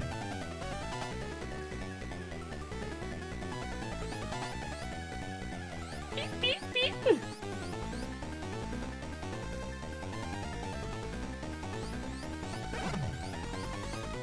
I punched him once through that, but I think it's only because his sprite technically extends above the top here.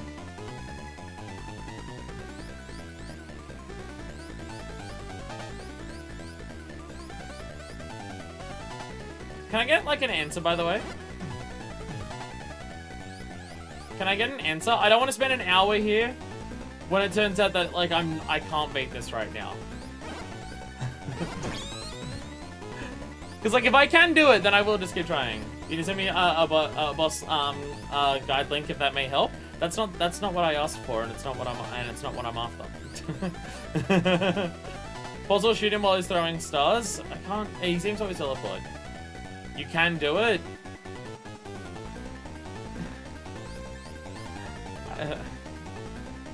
Never mind. I'll stop asking. I'll stop asking questions then. I'll stop asking questions. If the thing that I'm asking is just going to be completely ignored, then I will just not ask questions.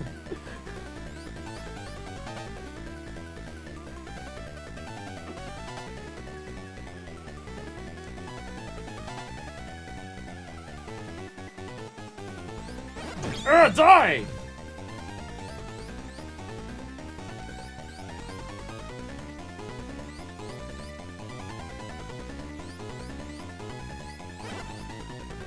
Fuck.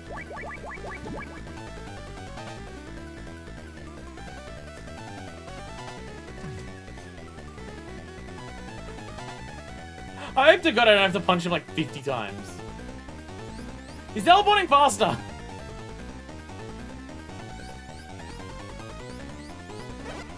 God damn it.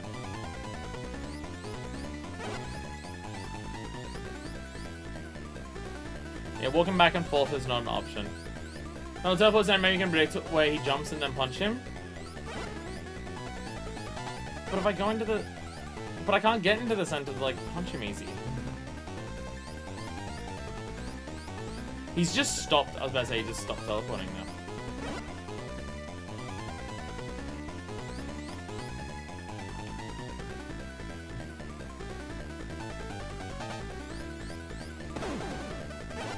I keep going. Fuck. I hate this controller so much. Hey, Sony, you fucked up and you made the worst thing that exists. Because I keep going, I'm moving way too slow by using the D-pad, because the D-pad is awful and shitty and small, and it's really hard to swap between the directions. So I'm always having a little bit of lag trying to swap between which direction that I'm moving. Like, I always have to stop for a second, because it's just, the controller sucks. So I go to use the analog stick, but the analog stick is so loose and shitty and inaccurate that when you move it around, it keeps misreading where I'm trying to aim my movement, because I can be like pointing up because I'm not pointing directly up and I'm like a degree or two to the left. You then start moving to the left and it's like, fuck.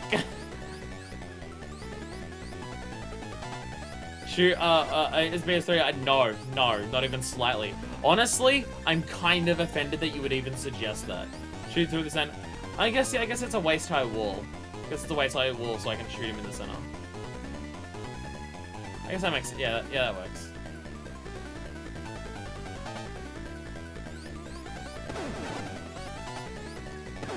I gotta hit him for that. Ah, you can shoot him! So I thought I saw a bullet hit him before and it didn't even work. So I wasn't even thinking of bullets, because I thought bullets just straight up didn't work. Die!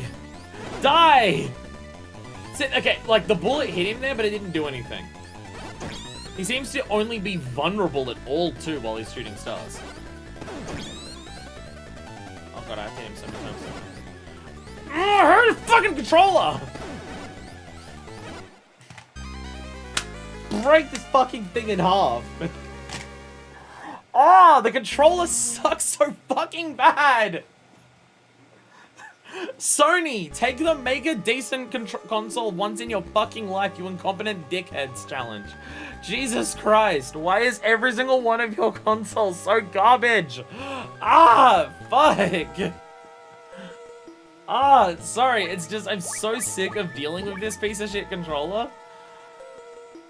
I've dealt with it way too many times in my life, just across all different video games.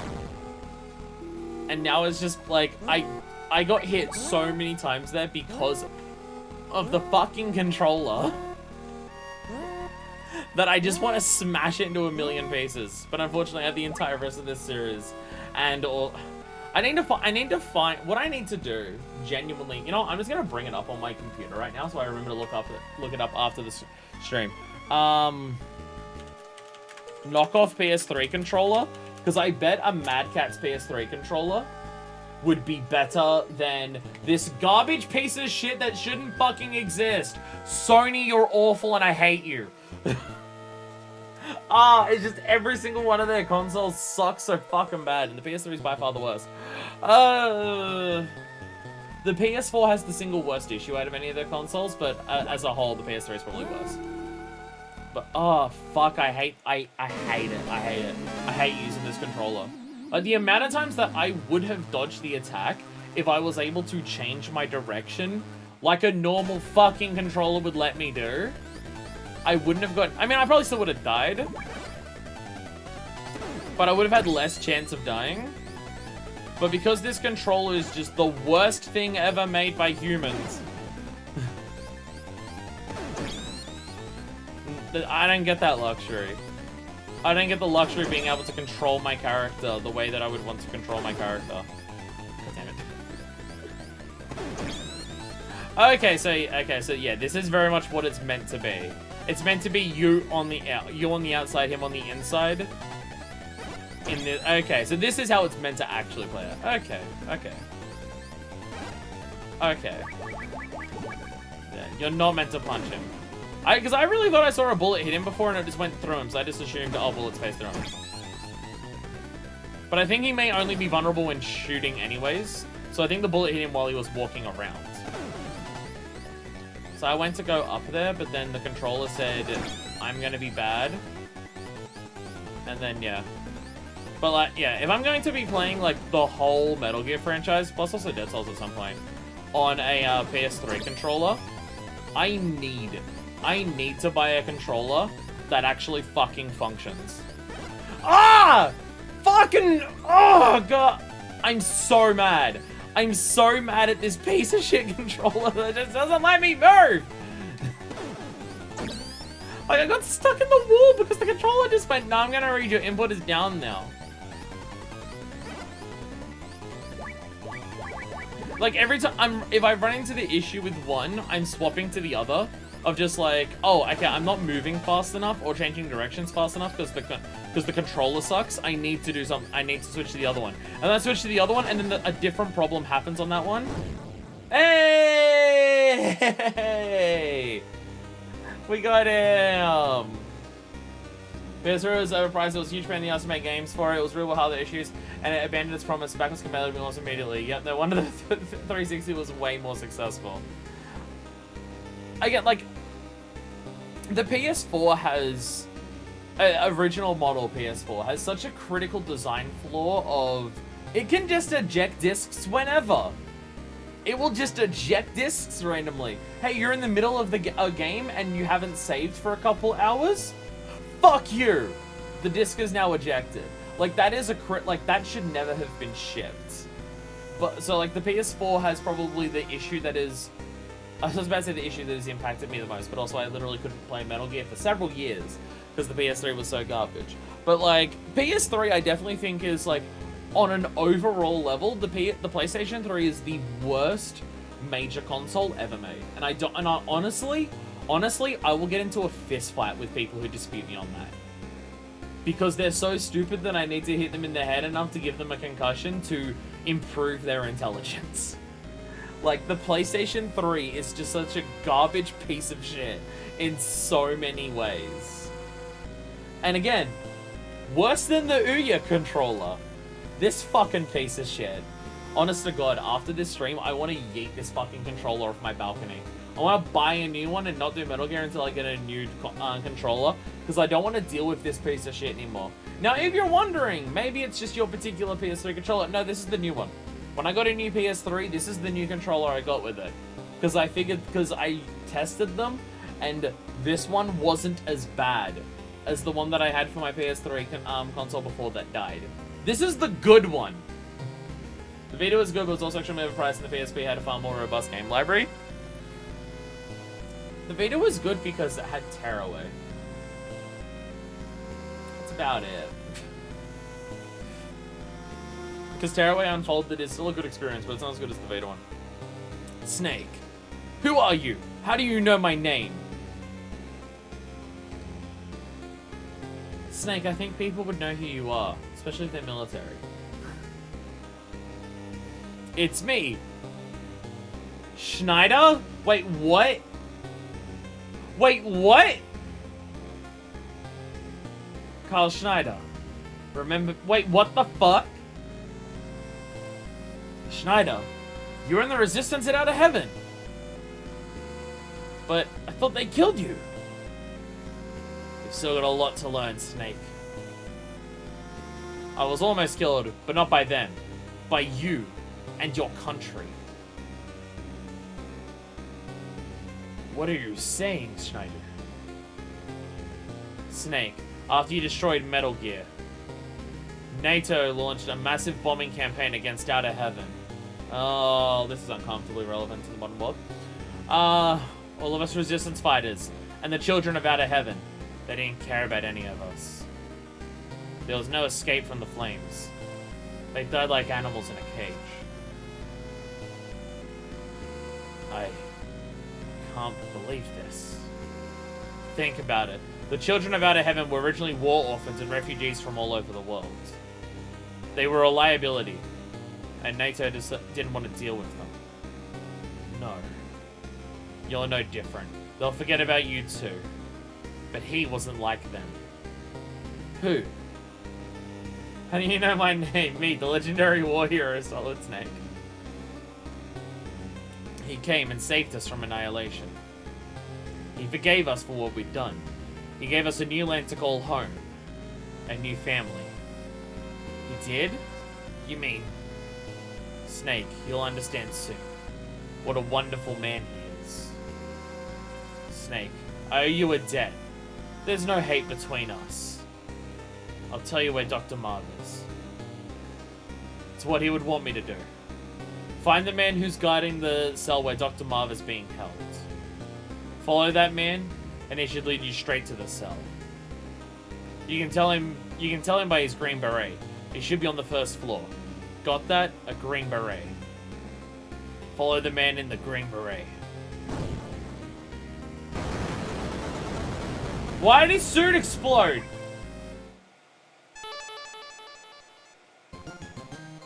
His suit exploded after he died. What a wonderful man rigged your suit with explosives. By the way, holy shit, this game is getting way more political than the first game, and I love it.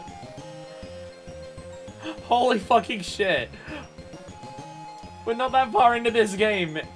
The video game died. So I'm just assuming that his uniform was just rigged with explosives. So that's why no one had heard of Black Ninja until 2 years ago. Bond movie died. Stop calling. No, I gotta remember. You press down for that.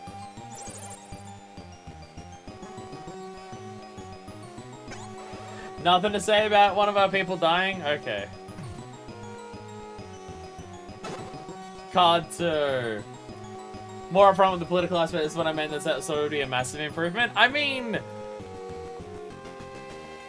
the game's already describing about NATO bombing countries where their perceived enemies are and not caring about who dies in the process. And I mean, look at the world literally at this second, and yeah. I was at a couple bucks later. So they got the deluxe ninja suit with added explosives. Your country nearly killed me. They rigged my suit to explode. And then they forced it onto me and I could never take it off.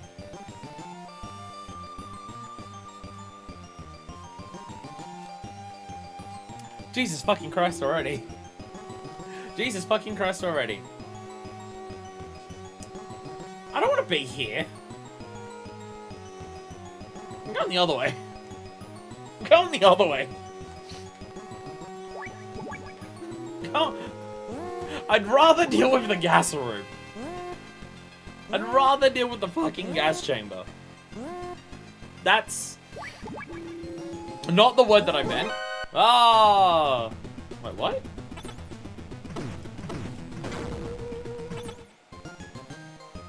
New mechanics are just being added everywhere.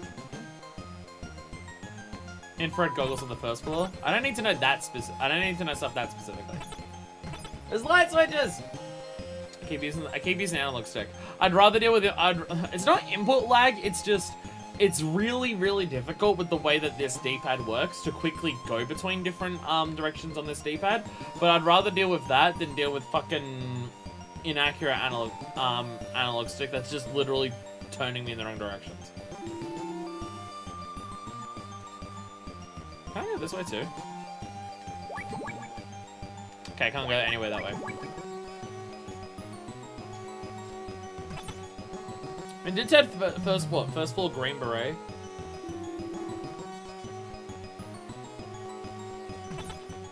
It's gotta be a music reference. It's gotta be Raspberry Beret or whatever that actual song lyric is. I don't even know if that is it Raspberry Beret or is it something else? The Prince song or whoever sings it. I should like actually go and listen to Prince's catalog. I don't know if I've heard a Prince song that I didn't like,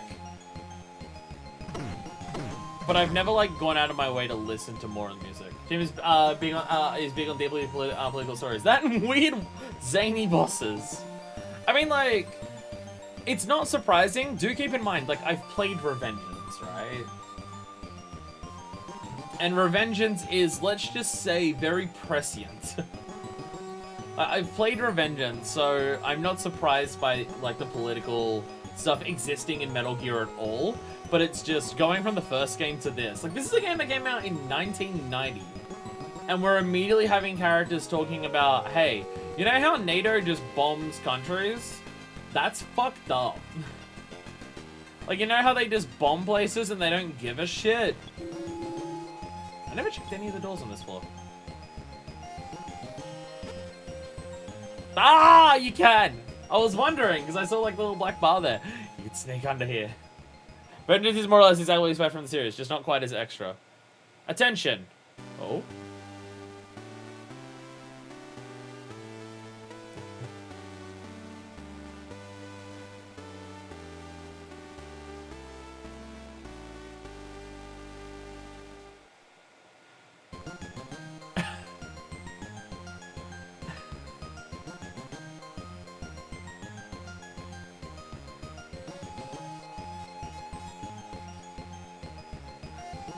This game seems good so far.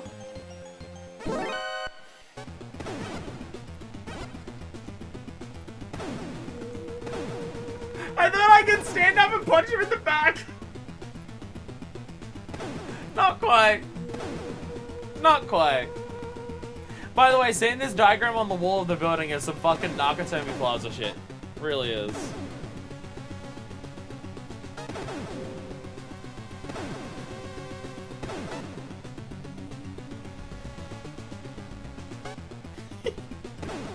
Can't catch me! Fuck.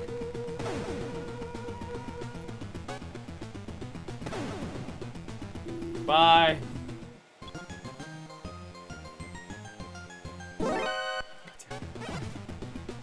Don't ask me why I'm this bad at the minimap. Because I can't give you an answer that's satisfying. Other than I'm bad. But I'm genuinely this bad at just reading the minimap and being able to tell where an enemy is. Oh, gradings have that too? Oh, Jesus.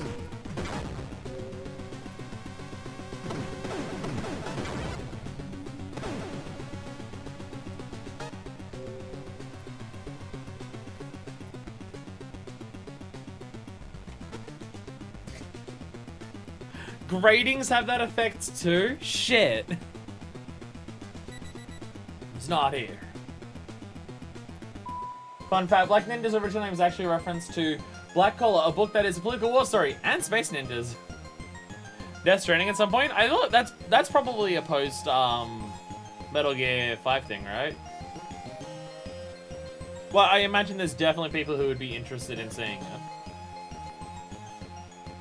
Like, hey, people who are currently watching me do this Metal Gear game, would you have interest in me doing Death Stranding in the future? I imagine the answer's probably going to be yes. I love it when I see people in this play for the first time recently. Hey, Monkey News, welcome to the stream.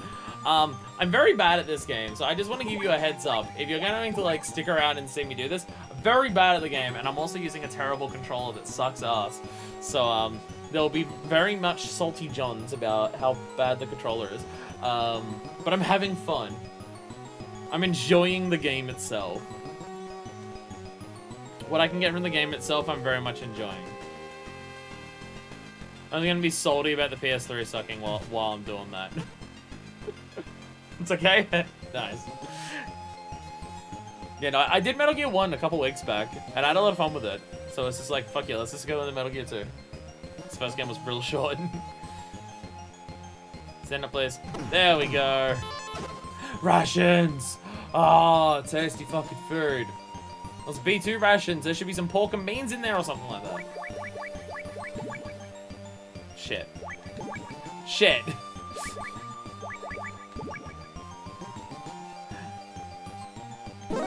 Fuck. Sorry, what was this about looking at the map? I'm kind of just assuming that I'm gonna die already, so I'm just kind of running. I'm just trying to learn what's up here. Can I climb into the tanks? God damn it. I guess I won't get to find out. Run! Run! Run! Run! I don't even know where I'm going at this point. You can't shoot me from down there. Bullets can't travel like that. Fuck, I was gonna go through there. Oh god, I'm scared. Okay, I don't. Gone! Oh! Oh, a loading screen. This is the worst time to have a save point. Oh, I've lost so much health. Where the fuck am I? Where the fuck am I? Person who wrote the Black Collar series also wrote the Thrawn Star Wars books. I'm not sure what those are. I'm not actually something like that. Doesn't hold your hand though. I had to look up a couple things. There's no way I would have realized without it. That's why I've got chat with me. Chat's here to tell me about stuff. Like, I had trouble with Black Ninja just then. I'm just like, am I missing something? And it was like, you can shoot over the things and bullets do work. Oh, I'm an idiot. Okay, studying what happens when Kojima gets unlimited money and no oversight. Make of that what you will. What, for Death Stranding? Raw on... I thought this damaged me for a second. I thought I heard a sound when I hit it, but no. Later ones, the code helps you much more on what to do. The fucking... I got to the first boss fight, a teleporting space ninja who throws throwing stars. And so I called Campbell, and Campbell's just like, talk to this dude. He tells you about mercenaries and how to fight them. So I called up that dude, and the dude's response was just wait and see what happens. And it's just like, thanks, bro, real helpful. I'm glad that you're like here to help me through this tough mission. Jesus. Oh, I'm going to get so fucking lost. Where am I? I want to be here. God, people are so harsh in these ones. They're not. I mean, to be fair, the codec ones can't be as harsh as Metal Gear 1. Metal Gear 1 literally told me, hey, don't do it. Stop doing what you're doing. Turn off your PlayStation 3. Turn off your PlayStation 3, idiot. You're not meant to be playing this game. What are you doing? So, just in case I get super lost in here. I will say this is some Lost Woods situation, isn't it? This is a Lost Woods situation, I think. I think it literally, because this... What the fuck? Oh, what the fuck? Metal Gear, there's no answer most of the time. Metal Gear Solid 1, 2, 3, they always take your call. That's nice. That's nice. That's helpful. Yeah, like you call them, and or you get the situation in Metal Gear 1 where you call up Diane, and there's always just some guy who's just like, women be shopping whenever you try and call up Diane. I guess I can't actually go anywhere here. I think I need to come back with a flamethrower and just burn down this entire natural forest. I think that's just what I think. I just need to come back here then. Turn off PlayStation 3, Snake. It's the only way. Shockingly, wasn't actually how to actually beat the game. I could definitely tell that the game was made in the 80s because just every time you called up, women be shopping. Alright, but can like Diane actually tell me how to do something? Like, you know, what her job is? And I was just like, no. No, why would she be able to do that? Did I test this door up here? I don't even remember if I tested this door up here. I think I did in the middle of combat. That's when I had to run back down like a little... a little idiot. Yes. No, we just square dance. All good. All good. Okay. There is a forest up here that we can go to at some point. God, I hate this controller. Even just walking around like this, I'm just being acutely aware of how annoying it is to control my character.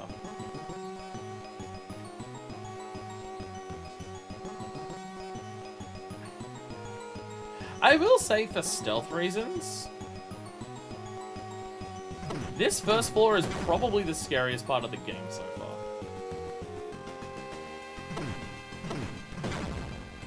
Somehow didn't see me. Like, floor 3 has, like, not many enemies. Like, this floor is just filled with people. And there's so many ways that they can see you and not many spots to hide. Like, this really is the hardest part of the game so far. Just floor 1. Because there's just people everywhere. Maybe I was right. If you turn off PS3, the controller wouldn't be an issue for you.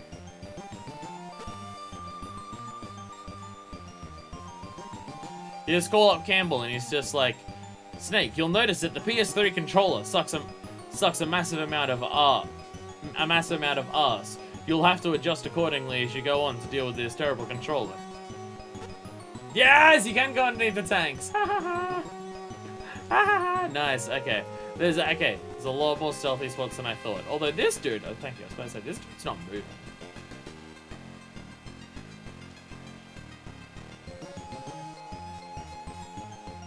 I was about to say there's the front door there, but no, we already snuck in around. Doesn't really help us. I don't think there's anywhere else for me to actually go on this floor. I don't think there's anywhere else that I can actually go on this floor at this stage. No, there's a door over here. Never mind. Okay, so I think we're fine for this floor right now, that we don't have any key cards that can actually get us anywhere.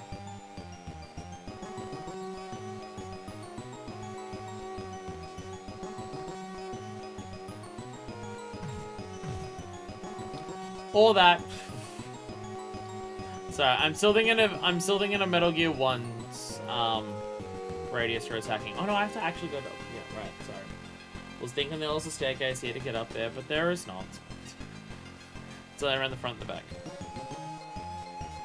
Where are you? I know where you are. You're in my way. They don't go clangy clangy when they walk on the grates. What the fuck?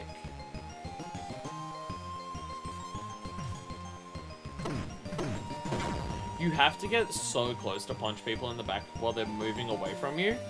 And it's incredibly terrifying that you're just gonna accidentally walk into them as opposed to walk just behind them and punch them. I will say, with just, like, one, guns seeming to be way easier to use in this game. Guns seeming way easier to use. And a lot of other aspects, I think I'm gonna, like, especially when we get the silencer, I think I'm gonna use the silencer for combat way more frequently.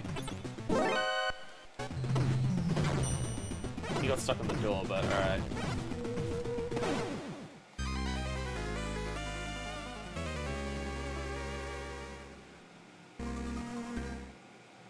Oh, I haven't, like, I never manual saved after the boss, did I? Yes, I'm up here. Fuck.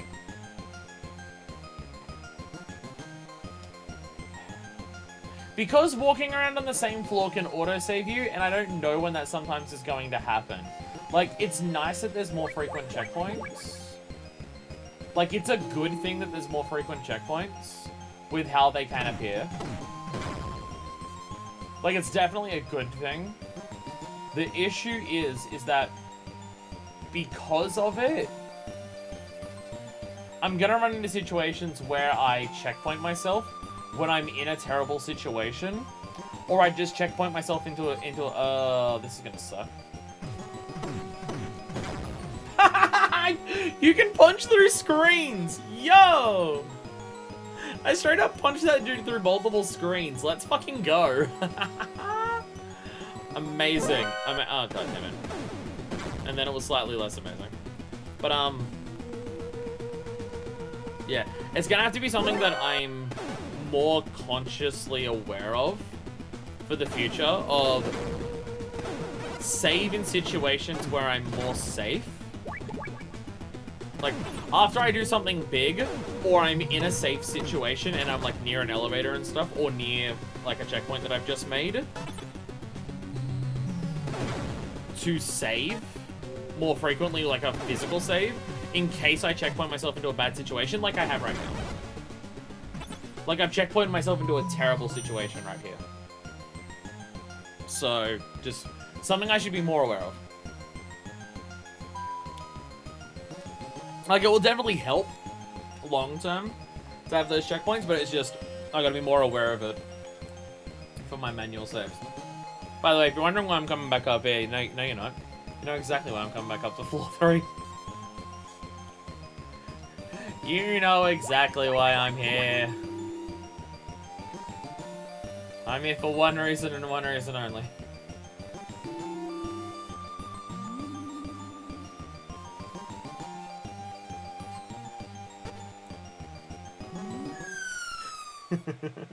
I'm a little bitch. I'm fine to admit that. I am absolutely a little bitch. I will not pretend to deny this fact.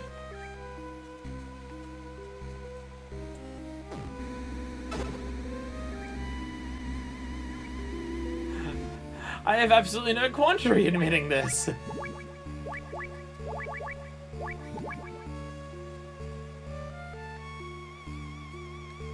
Why want cigarettes?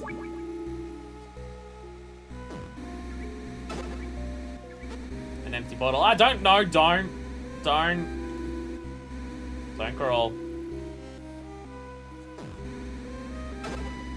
Snake skin? We didn't throw that away.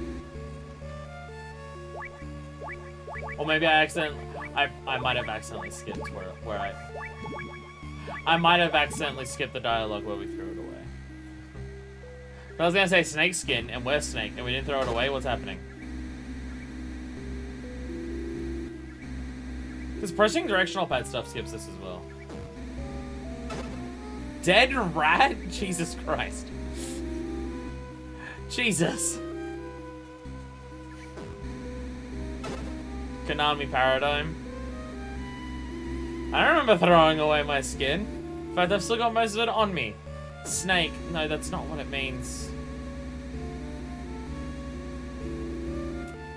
So I'm now realizing something. Because there are different types of rations, you can only carry one of each type. So if one of them spawns and it's the type that I already have, I can't actually hold it. So I do have to wait for the specific ones that I need. Which does mean this takes slightly longer than it probably should. It's not going to stop me from doing it, though. It's probably meant to discourage me from doing exactly what I'm doing. But I am a stubborn son of a bitch. I just want to get myself into a point where I'm post-boss fight and I have all my health. Bug checklist? Okay. Is some of this, like, just actual trash they throw out? Like, is the Konami paradigm just the employee handbook? Is the bug checklist just, like, after they fit pigeon droppings? Okay. Okay. Like, is the bug checklist the checklist of bugs in the game itself? Snake skin? Okay, now we do throw it away, yeah. Like, with both how much harder, combat is in this game, combat's not necessarily harder, but stealth very much is. How much more mannequins right arm? How many more different places we can go to and stuff like that? And also that it can checkpoint while we're just moving around. I feel like I'm going to be in a lot more situations here where I've put myself into a terrible situation. I'm going to manually reload. So I just want to get a good manual save. Because then at that point, I can just explore everywhere. And if it turns out it's a dead end, or it wasn't a dead end, but I drained all of my health and rations getting there, I can reload and try and get there in a better situation. With how much harder this game is, I think it's going to be more necessary. I didn't even say what that one said. So do forgive me for a sec.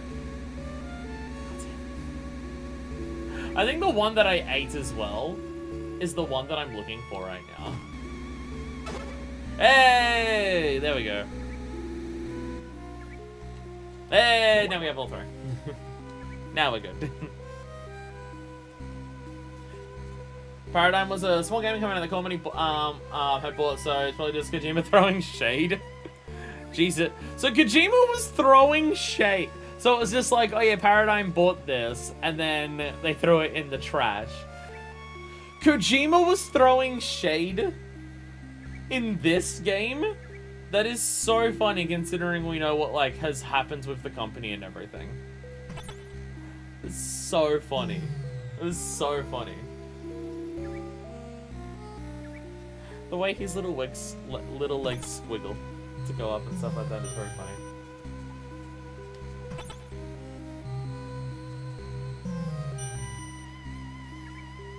Once again, I'm going to save on floor 1, because I don't know where I want to go right now. Actually, I'll save here. I'll save here, because this is a floor where we can actually use both fucking elevators. If I'm on floor 1 and I want to go back to the basement, then I got to go back on the floor 2 and stuff like that, so we'll save here. If I save here, I can go wherever the fuck I need to. Oh, God. Oh, arms are stiff. I was doing a bunch of, you know, super impressive, super incredibly strength-based stuff yesterday. I was building some furniture, so my arms are just a bit sore. Yes, I was putting together a flat pack from IKEA, but I was doing it on my own, and it's a fucking huge flat pack. I finally built my bar cabinet. Because I'm now the only person who lives here. I can actually furnish the place. Which means, oh god, I need to furnish the place and it costs so much money. But in the little corner, like when you exit my kitchen, there's the lounge room. And to the immediate left of the door that leaves the kitchen, there's a tiny little corner that's like next to the balcony window. And we used to have the computer desk there, but we don't need a computer in the lounge room for whoever the fuck would move in here. So that's now my bar cabinet. So I've got this like really nice, super fancy, like $400 cabinet that's there. And it has currently, I think it's like 23 or so different bottles of alcohol sitting on top. And that takes up maybe a third of the bench space on top. And then there's all the cabinet space beneath it for both more alcohol and like glasses and cocktail shakers and stuff like that. And little shot glasses. So I was putting that together yesterday. And then it was heavy. And you had to like move it and rotate it around to get everything in place. So yeah, my arms are a bit sore. That took a solid few hours yesterday. So my arms are a bit sore. I should have done some stretches before I streamed, honestly. I have that issue sometimes with streaming where because I'm just like, when I get into the stream, it's just like, right, sit in the chair and do this. And like, my arms are just in the same spot the whole time. And I'm like, because if I'm just on my computer casually, like if I'm just playing games casually, or watching things on there, like I'm constantly on my mouse, I'm doing things on the computer, like I might, like between doing stuff in a game, I might be looking up something, changing like windows over here, or just changing whatever music I'm listening to. I'll be grabbing my drinks more frequently, looking at my phone to like answer text people like that, or go on Twitter, because I usually only use Twitter on my phone, I don't like using it on the desktop. Or I'll be getting up to like go get drinks or do anything like that. So I actually get chances to move, but very much with streaming I've noticed, streaming is very much a situation where you're very, very, very still for a very long period of time. Hey, if you're a streamer out there and your body hurts while you're streaming, take my advice. Take stretch breaks. Don't do what I do, because I don't take stretch breaks. Sometimes I'll do that during FF14. I have a bit of a stretch while I grab my drink while we wait for the gold saucer tickets to be drawn. Wow, this basement looks like shit. It's almost like there's a bunch of mines underneath this that keep blowing up and rocking the foundations of this place or something. Wow, this place looks like shit. Why are the walls made of cheese? The doors, I mean.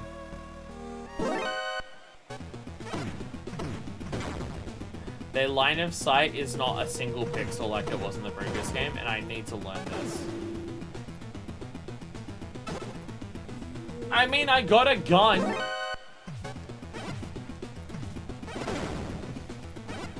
I mean, I got a gun. Can't get me.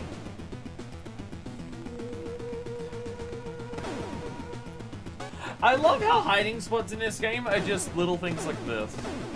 Though I don't know if they'll ever leave. If I just sit here.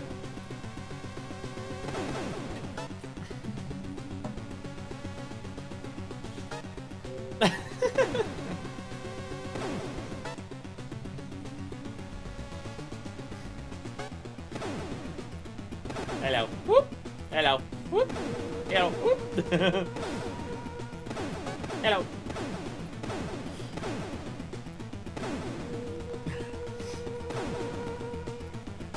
There should totally be friendly fire here. Ah, they can't hit my hands. They hit my little hand sticking out. Fuck. Oh, do I just use this? Full auto fire. Full auto fire. Ooh. What is it? Full auto? Yeah, full auto. I don't know. Some machine gun didn't have full auto in the previous game, I think. I think it was just 3 shots in a row. Ah! Ah!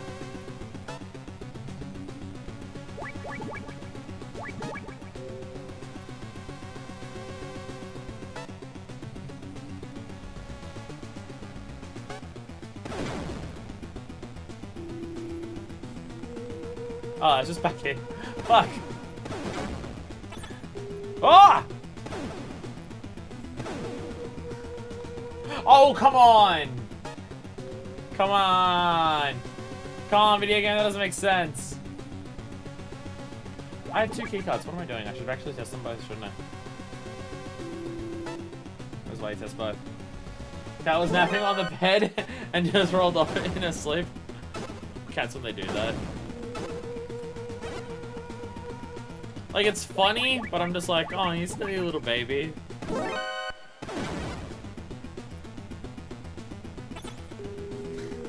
I appreciate that it at least opens up slow enough that I can run past it. Though it does kind of put me in an awful situation here if I have one way to get through them now. How people die in one hit.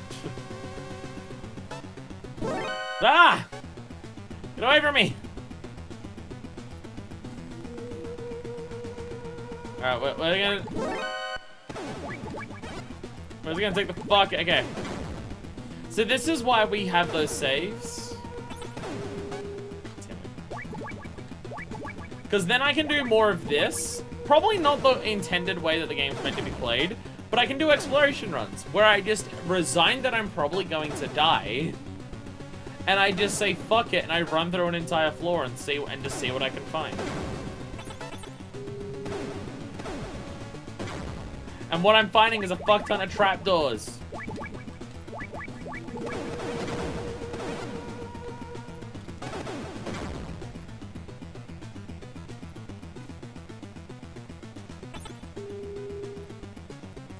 So there's one pathway that I can actually do. It's like, I can grab some explosives. I can grab some explosives here. And a gun, and that's about it. But at least there's some stuff I can do down here. Is there a top? There is a top door I can go through. I can go through here. Now, maybe actually apply stealth to the stealth situation. You know what I need? You know what I fucking need? You know what I'm missing desperately? A cardboard box. I so could do with a cardboard box. Alright, let's take guesses. Based on this mess of fucking pixels that's in front of us, what do we think this item is? I think they're goggles. Hey! Infrared goggles. Now we can actually... Okay, so there is some good shit here. It'd just be better if I got it without dying. Again, they do have a vision cone. Well, fuck me.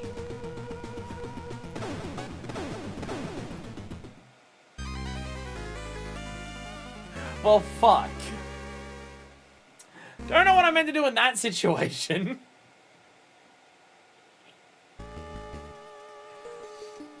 You know what? Now I've just got more health to redo that. Without being seen all the time.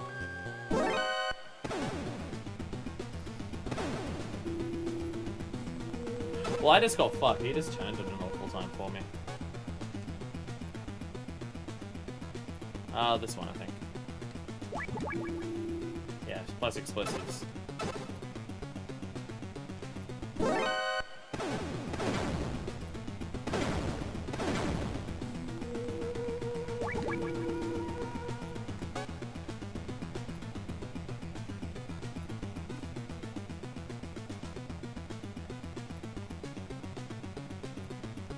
Almost. Yeah, let's go. Let's go.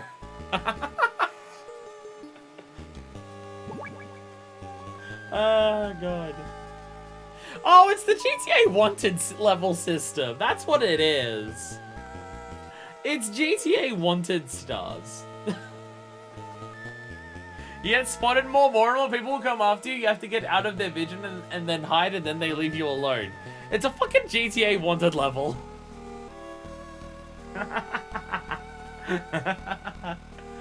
Oh, God. God, if people were mad at me for comparing Yakuza to Grand Theft Auto, I think people might be slightly more mad at me comparing Metal Gear to Grand Theft Auto.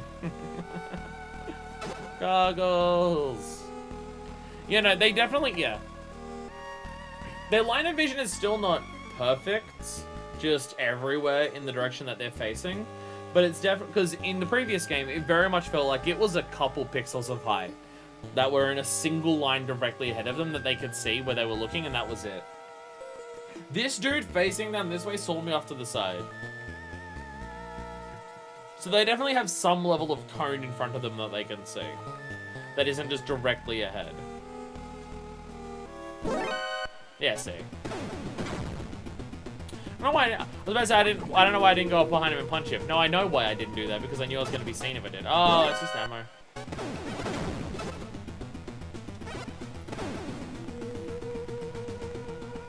Oh, I can hold more ammo now. Yeah, because I leveled up. Because I killed the friend who used to work with us, so now I actually have more access to stuff, don't I?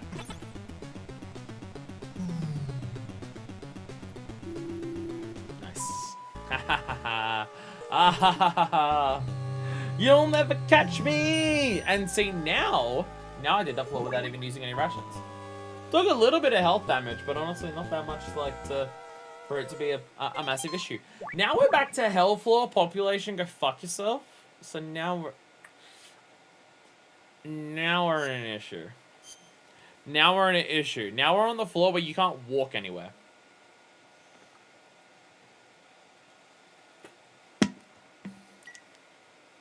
And last time we were here, we did actually make progress here. But not much. Also, I hate that you can, like, I hate the time that it shows you on there. Doesn't show resets, because it can very clearly show how much I've been playing compared to how much of that time I've been not fucking up.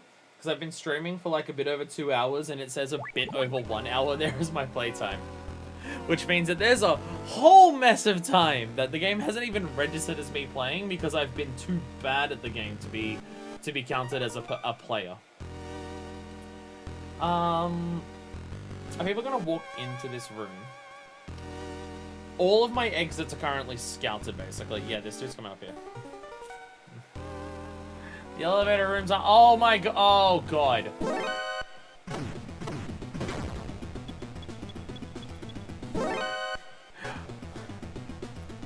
Fuck me!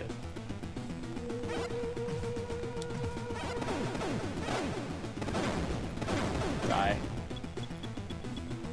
Which one is that? That's this one. No! God damn it! I ate the wrong one. PS3, I pressed the button enough times to go up there, but it didn't register one of the times that I pressed it, so it didn't go... Oh, fuck me. Damn you, PlayStation 3! Yeah, nice. Oh.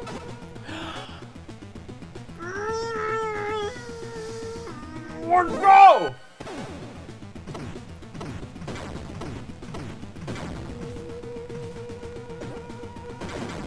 Oh my god, it actually sounds different. Yo! Oh, it doesn't even like show you what the... Like, you can't even go over to it. But yo! Fucking suppressed. Oh, let's go.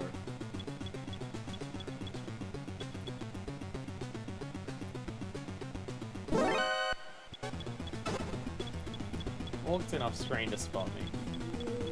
I don't think there's anything else on this floor.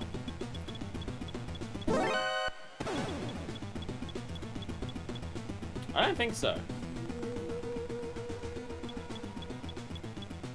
I think that's the entirety of the second floor.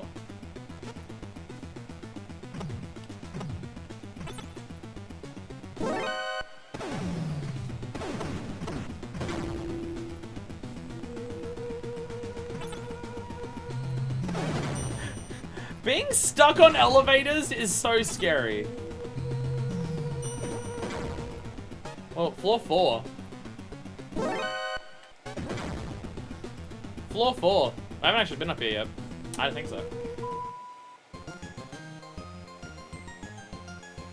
That's a lot of people. That's a lot of people. We're still gonna find the Green Beret dude on the first floor, but I don't know anyone else I can go on the first floor. Though I don't know if I've checked everyone on the first floor, because the first floor is a mess. By far the biggest, it seems. Really?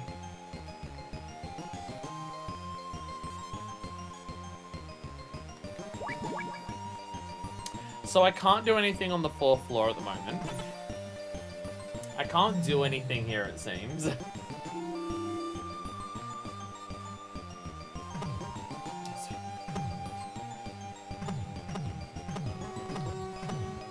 No, okay.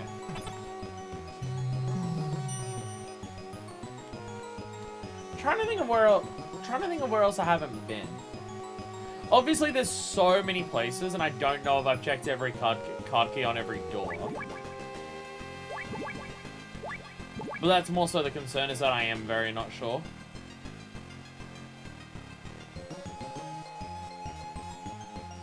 I think I was gonna go to the first floor and try and find that burrito.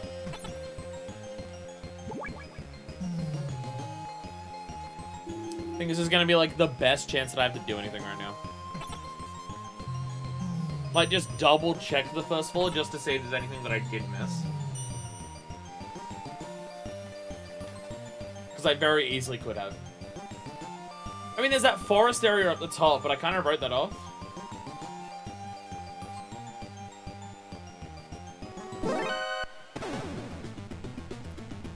God damn it.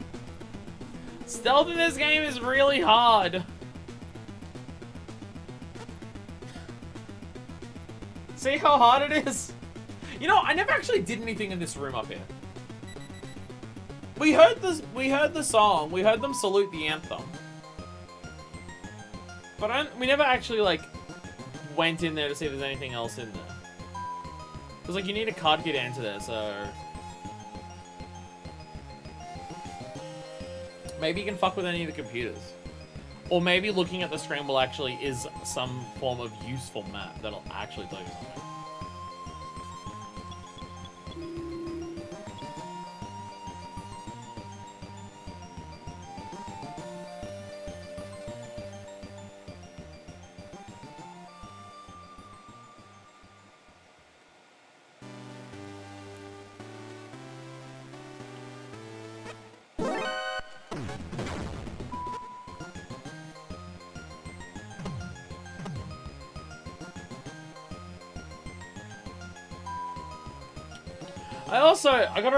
I've got to get it into my mind. Codecs exist.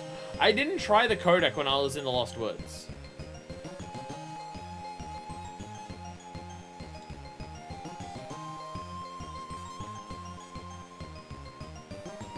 I mean, I think this is mainly just showing me I'm in the first building. It has 4 floors and 2 basements.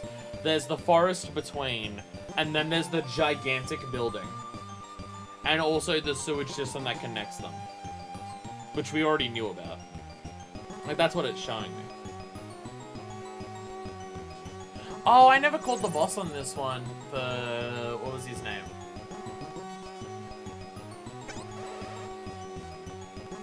The dude who told us the wait and see approach. I never actually called him, so he's not safe on him. It's not, that's... They're just waxing poetic whenever I call them now. Okay, yeah, they're just telling me the generic stuff, so there's no actual information for them to tell me here.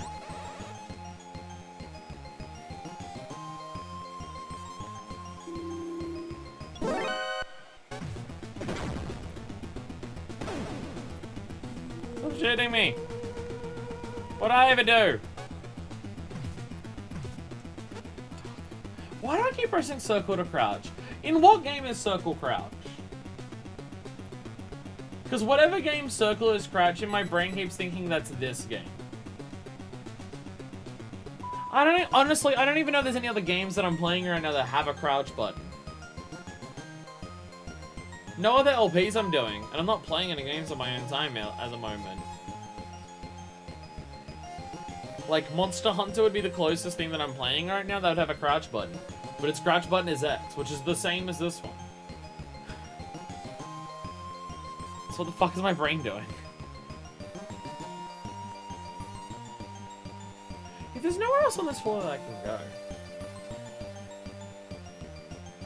Like, I can just loop around in the, all the rooms that are around this center area.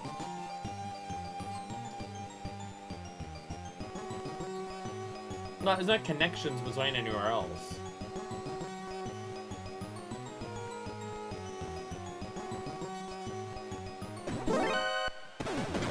I tried. I definitely tried.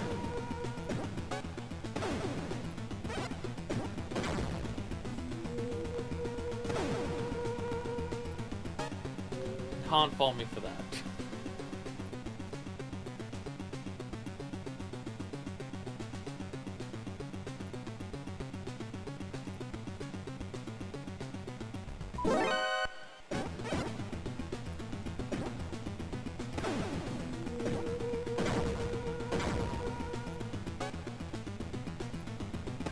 Do I have the suppressor? I do. God damn it. Fuck off!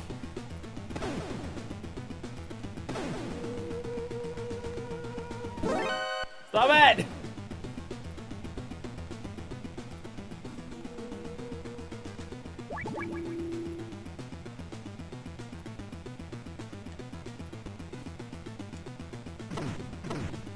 Oh. I love how I just punched him twice in the back of the head. Didn't chase me. He's got the green beret. I don't know. I never entered this room before. Oh, that's okay. I never entered this room before. without being in alert state. That's what it is. That's what's happened. Ah. Ah. Now the Lost Woods works. Okay. Because when I first came through there, I went through that room in alert state. So I wouldn't have... either he didn't spawn because I was in evade state just then.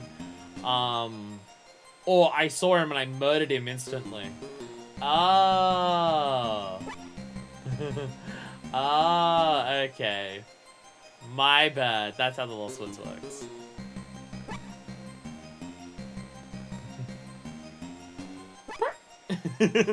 I love how it just makes the little beep sound.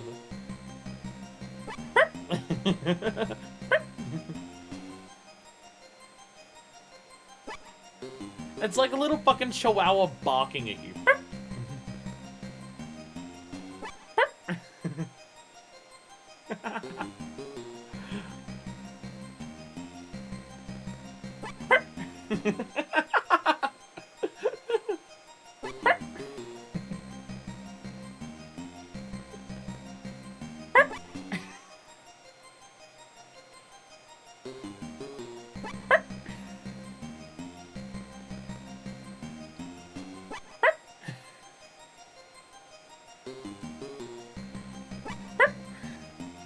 No, I don't know why this is so entertaining. Back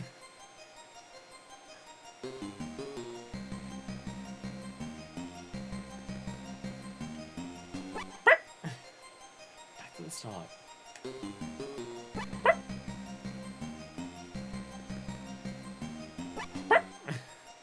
We're back at the start. I'll never stop.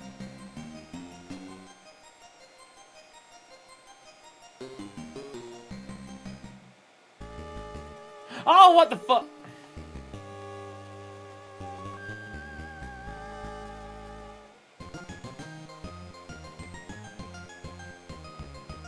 Oh god.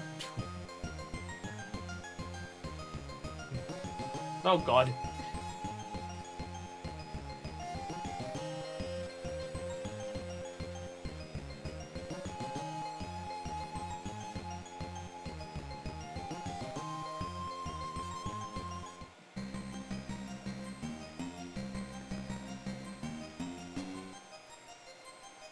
Oh, he doesn't turn around that first one.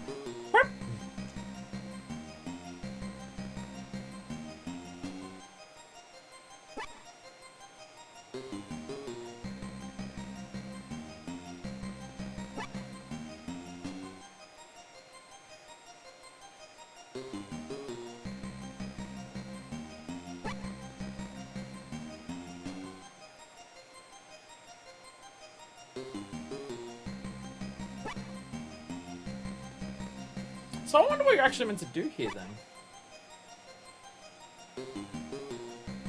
Because if he just goes back to the start, do you just have to follow him again and then he diverts a different way?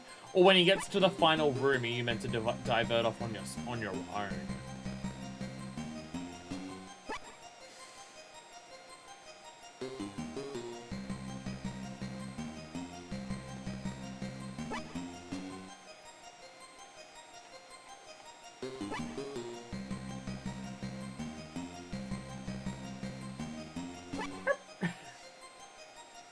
I don't know why I find it so entertaining. I don't know.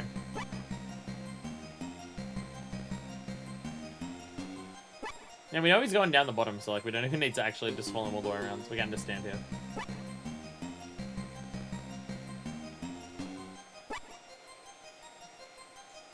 Like, I'll follow him again, just to see if he changes it up. Because he might. Like, he might take multiple laps here, just to really throw people off the trail. Either that, or in that final room, you just gotta go up, and then just, like, that's where it is.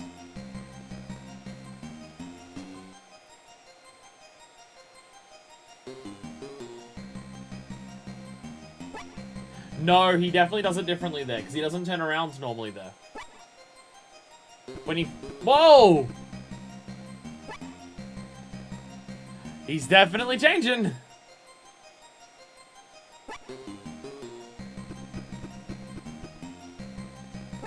Yeah, yeah, definitely different.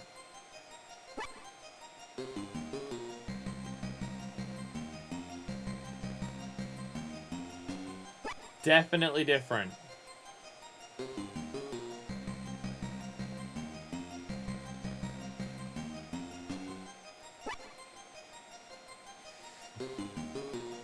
He wants to really throw people off the trail.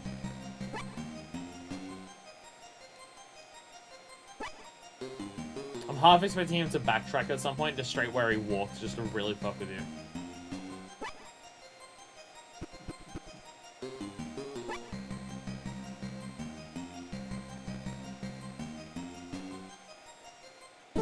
Ah!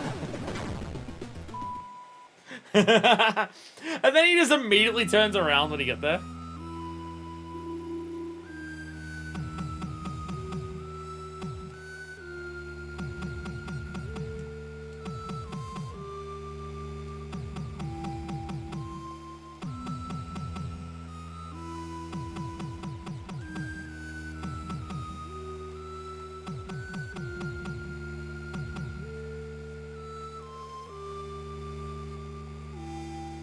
Plastic explosives. It's a tap code that we use to communicate North Vietnamese. Oh! Used during the Korean War. Instructions on deciphering the code should be written in the software manual. Over and out.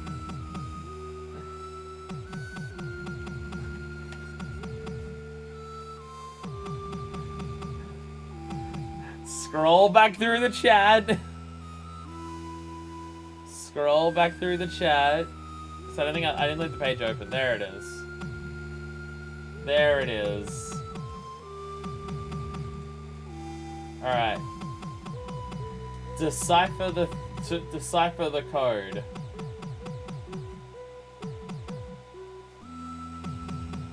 Radar, codec.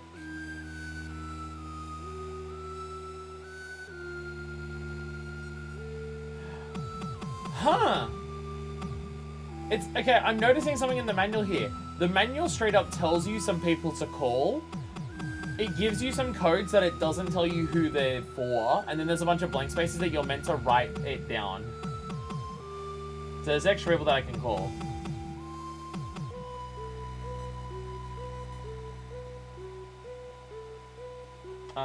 Avoiding detection. It says a more in-depth description on how the actual modes work and stuff like that. I'm working on it! Tap code, okay. I gotta bring this up on the screen so you know what I'm doing here. Page 23, oh whoops. So I'm just kind of also just browsing it on my own as well. So here's the tap code. Oh, and it also tells you like how much you can carry of everything. Nice. All right, tap code. Tap code. Yes. Tap code was a communication method used in POW detention centers of North Vietnam. Prisoners often referred to them as Hanoi Hilton. Some claim it was already established by the Korean War. It is based on coding and decoding through taps, noise and sounds. The sender, with the table in mind, hits the wall, the floor, pipes, anything that could create reverberating sound. The receiver decodes according to the same table. In this way, prisoners could exchange information without speaking to each other. Specify the rows first. Hit once for first row, twice for second row, and after several moments, send the column information through on the hits. Metal Gear 2. Okay, so what I should do... Should I leave the room and come back in to reset the code order? And then I need a pen and paper to write this down. I think because I don't know where he's starting, I'm going to step out and step back in. Oh, cool. Tap code, yeah.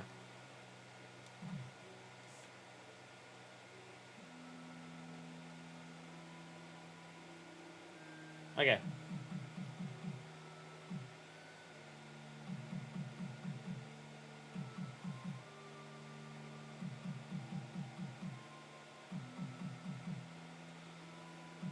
Okay, it's actually really hard to count. This is actually really hard to count.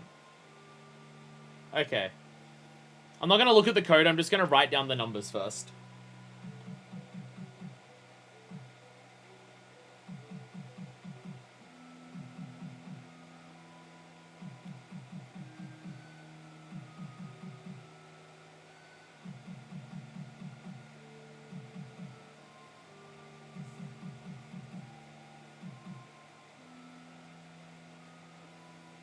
Oh, it's a frequency. He's telling me a frequency. Because it's 616475732. All of the, 1, 2, 3, 4, all, the 5th and 6th rows down. Because the first 25 rows are just the alphabet with one of the letters missing. And then row 6 and row 7 are just numbers. Okay, so it's, 140, yeah, 140.82.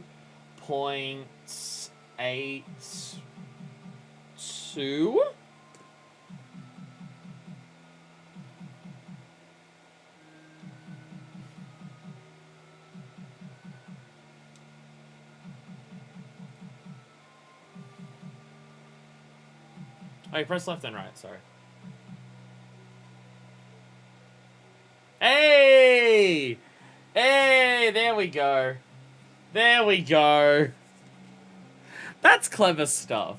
Like, it does require using the manual, so yeah. But yeah, that's cool. That is cool. Like, it's cool that you, like, piece that together and you, like, gotta work out the codes for this and stuff like that. Dr. Madna! Ah, I see you figured out my code. Where's Dr. Marv? Madna's the doctor from the first game, right? It's been a while, Solid Snake. Dr. Drago Petrovich Madna, how did you... Marv and I knew each other from the Prague Academy. We didn't speak each other's languages, but we were scientific comrades, after a fashion. I was captured along with Marv while we were in America. Where is Dr. Marv? He also moved from here to the Tower Building a few days ago. It's a tall building a few kilometers north of here. Damn it, I'm late again. So Marv's in the Tower Building. Snake, can you guess why they've left me alive? They must need you for something. And that means... Yes, Metal Gear Snake. It is here in Zanzibar land. They built a second Metal Gear. It's almost like that sick James Bond intro that we saw with all the schematics was for a Metal Gear. They've already completed a new Metal Gear. Fully armed and operational. Science? Russian language. I wouldn't know how to pronounce that, so I'm not even going to try and attempt. I've already completed a new Metal Gear. The one you destroyed 3 years ago was only a prototype. The new improved Metal Gear is many more times more powerful. You can't just enter a Konami code to destroy it instantly. They're also working on a live version for mass production. That's not great. Metal Gear and my Metal Gear, it's more likely than you think. Hey. I play through a Yakuza franchise where most of the time you're not playing as a member of the Yakuza, so...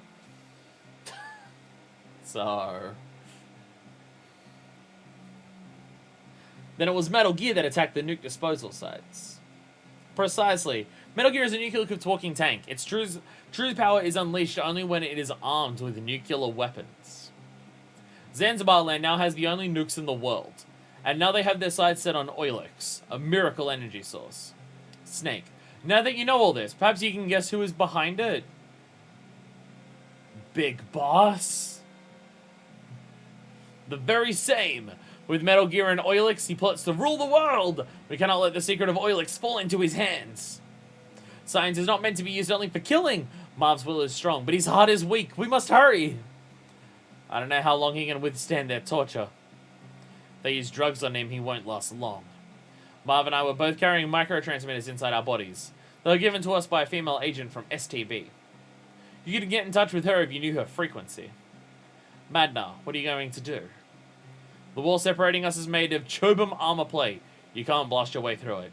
Just leave me here and go rescue Marv. Snake. Alright, I'll come back for you later. Snake. My daughter Ellen is a fan of yours. She's not married yet, and I'm afraid I... Oh no, I have a zoologist friend, Johan Jacobson, who lives around here. You can reach him on frequency 14040. He'll tell you anything you need to know about animals.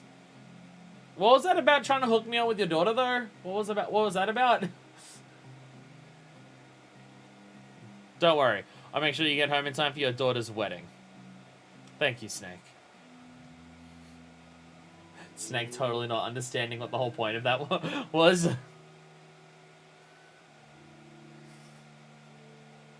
Alright, well, I'll try 14040.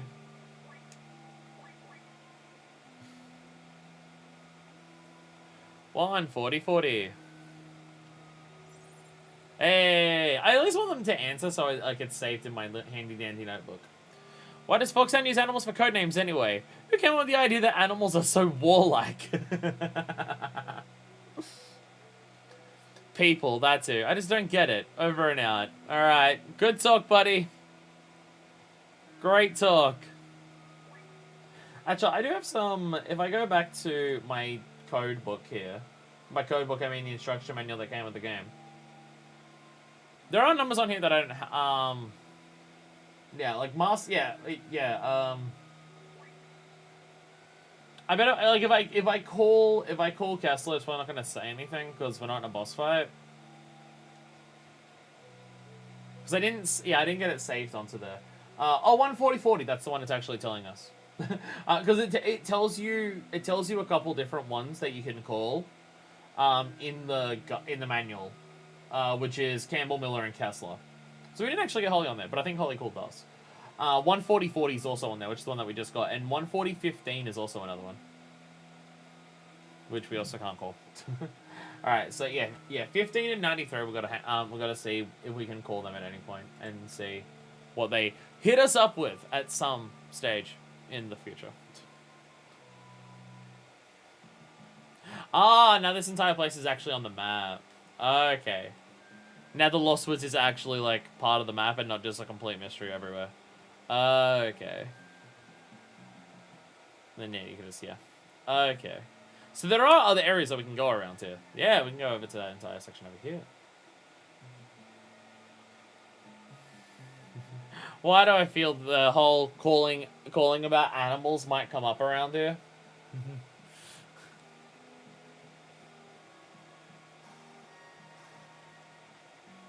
Actually, you know what I'm gonna do?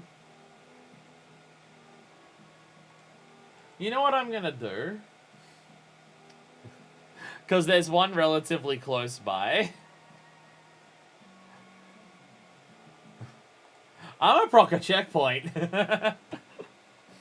I'm gonna activate a checkpoint before I go somewhere and die. Took a while to follow that guy and then to listen to Madna, so might as well. Unfortunately, we don't have to go all the way to the elevator for it.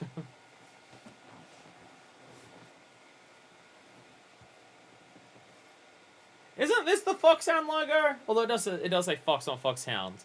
That one's way more menacing than Cartoon Fox with Gun. Way more menacing than Cartoon Fox with Gun. It'd be quicker to go up than to walk around this entire path here.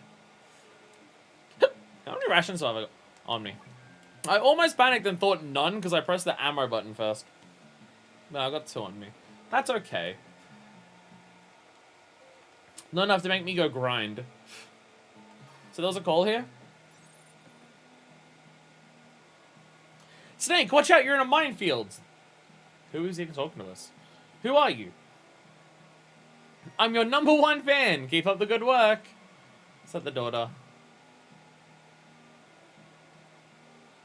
Yeah. So minefield there, can't do anything. Got it.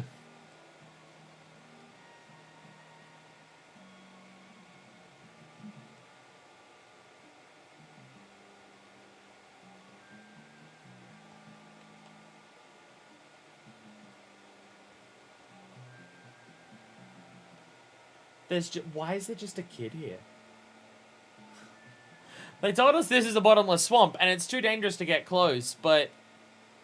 I saw a big truck driving through here. You believe me, right?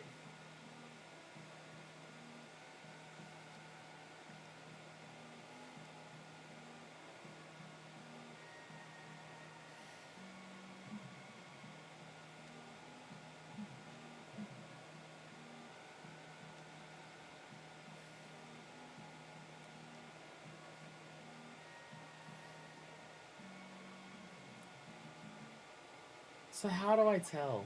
Your number one fan. It's just actually a listing on here. Your number one fan.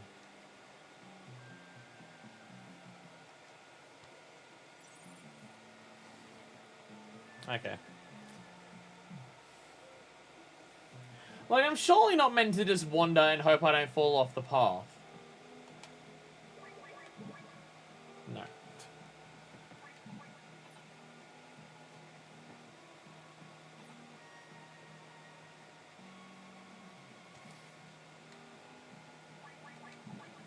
I'm surely not meant to just wander and hope I don't fall into the bottomless swamp. Because currently I have two paths, and it's hope I don't fall into a swamp and hope I don't blow up in a minefield.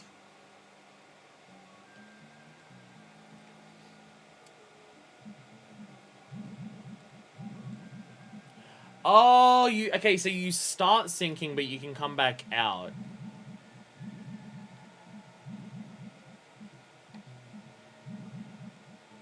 Oh, that's okay. It's that one mission from L.A. Noire.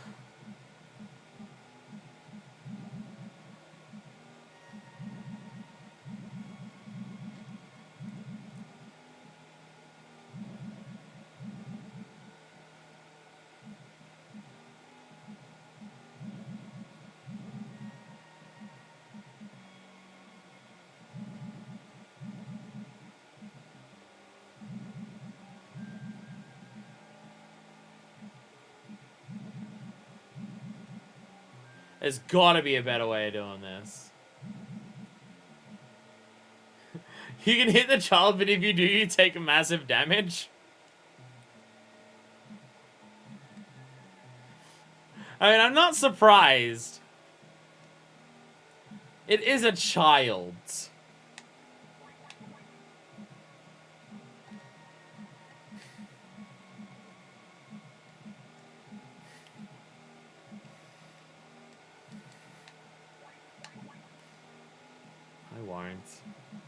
I won't.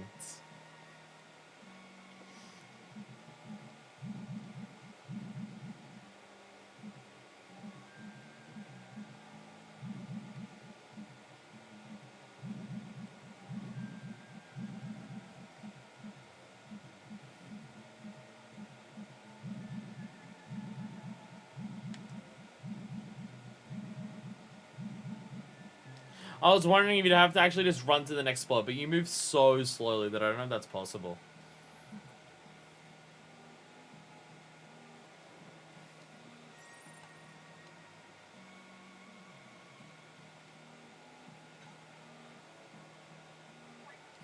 I like how if you call Campbell, and you're not meant to call Campbell now, he'll tell you who to call.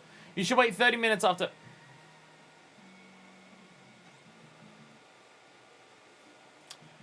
Can I have more useful information, Miller?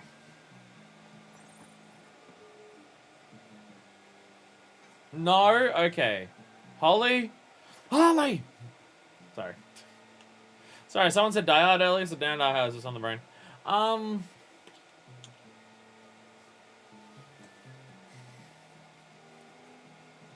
Like, if I had started filling out a path here, I'd be willing to just keep trying.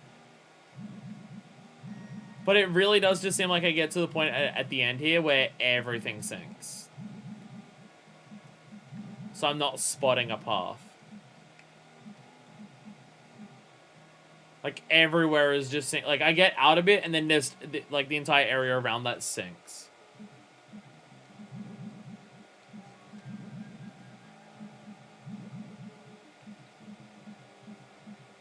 Oh! Oh! There we go.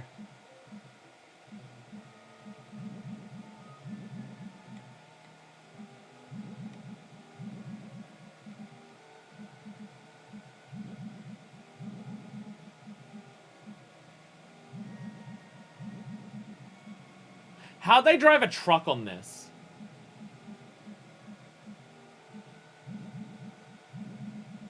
Yeah, top house is a dead end.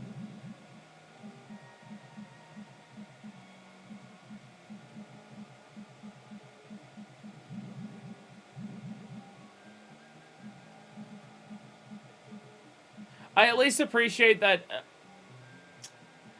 Touch wood for now. But I appreciate that it at least seems like when we get to the end of a pathway, it's the immediate direction next. So, like, I don't have to go, oh, I can walk half the screen one way. Oh, shit, it's a dead end. And then I just got to check the whole way that along. It seems to be pretty consistent, like, right at the end of it.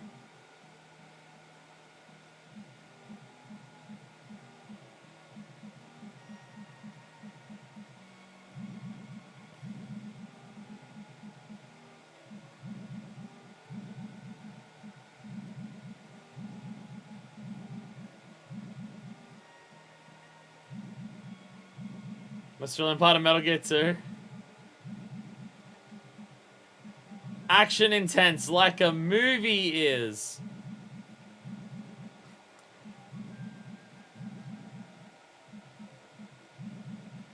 Fuck. Me talking shit immediately got hit.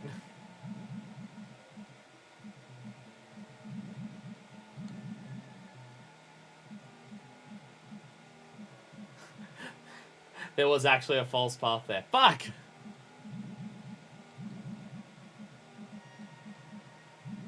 I spoke shit and I immediately got hit.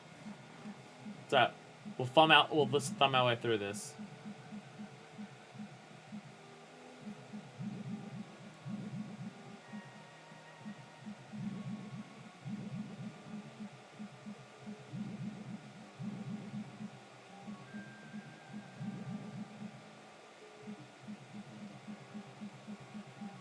See, we're making it.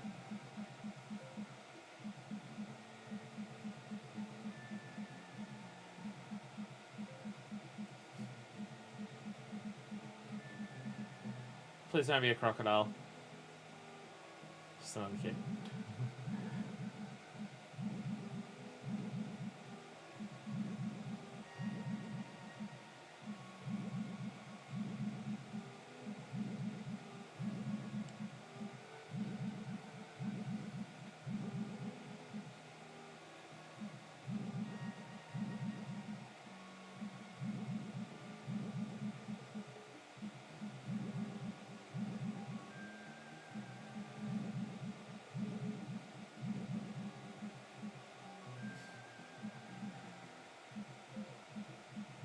I don't know.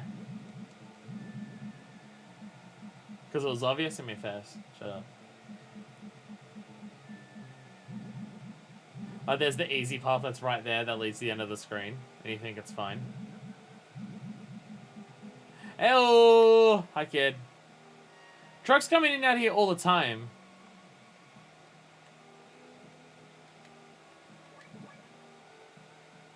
Okay, can't enter through that. Okay.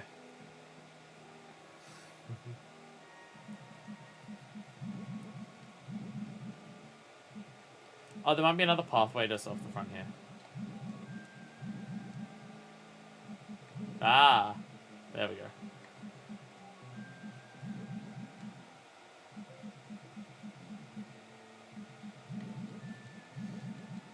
What? Damn it.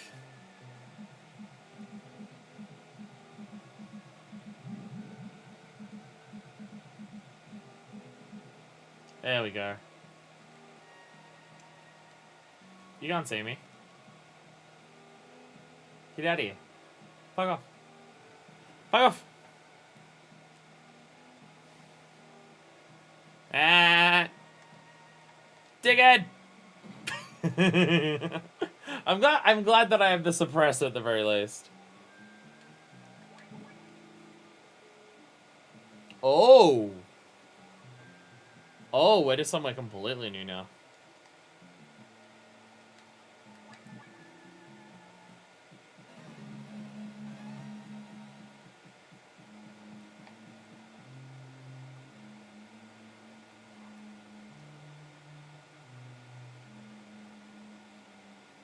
A visitor, what a pleasant surprise! And just in time, too! I let it go for a little run. I am Running Man! Like that movie? Get it? Because it's movies. The world's fastest mercenary, no one came up with me. See for yourself!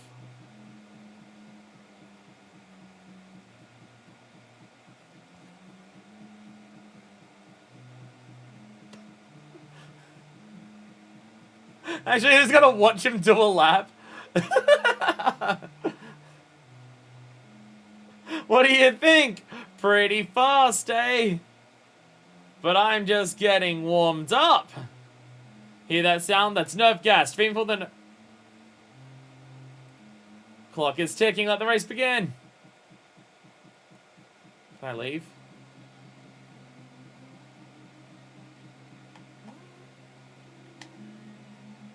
Yeah, no. No. I'd rather not.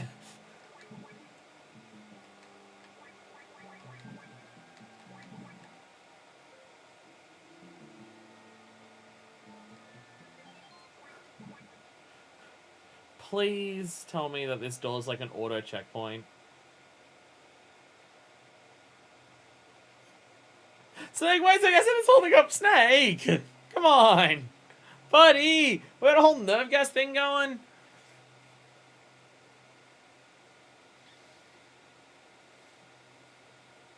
That's not good.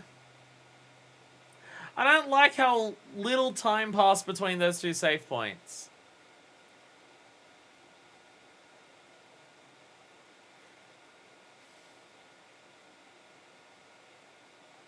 Is there a way to trigger a checkpoint around here? Like, I feel like I have to know whether there's a way for me to set up a checkpoint or whether this boss auto checkpoints, like, if you lose to him. I don't want to attempt it without knowing that. Because if there's no checkpoint and I have to do this swamp walk again, I'm not doing it.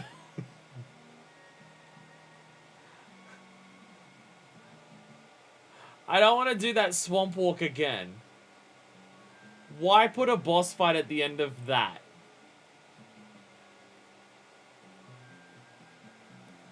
I'm terrified.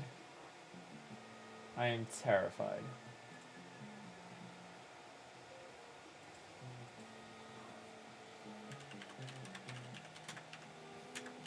I'm looking up a walkthrough. I'm looking up a walkthrough.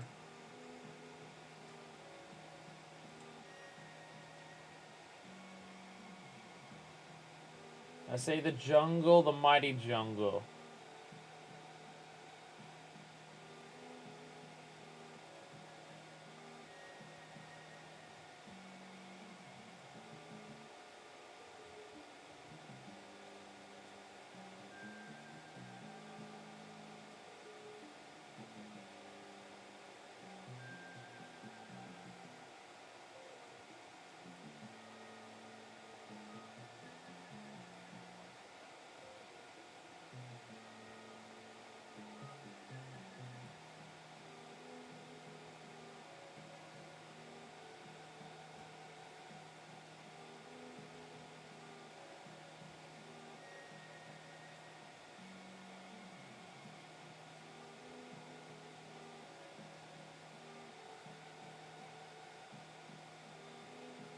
I'm not saying anything about checkpoints.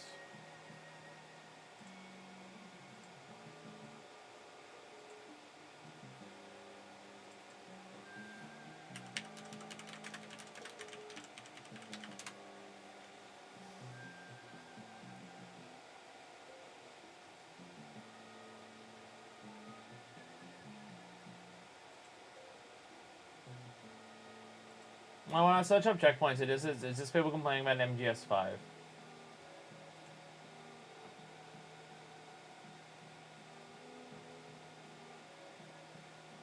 This is a concern. If you really have to try this fight and just if you die, fuck you, do all of that again, this sucks.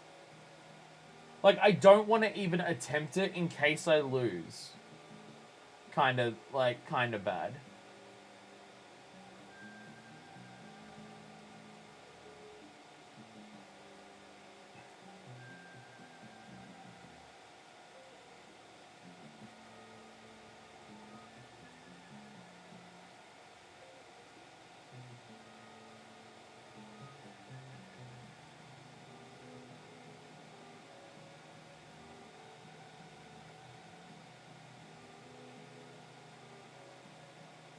There's nothing about here suggests anything like that or anything.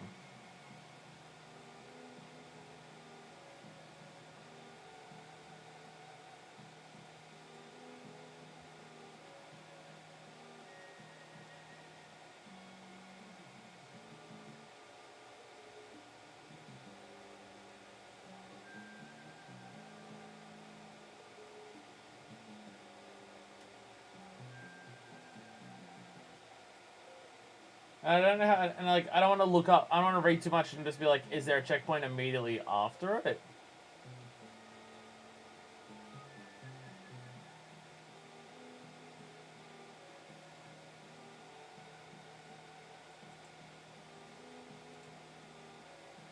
Like, this just seems like it's aggressively sucky.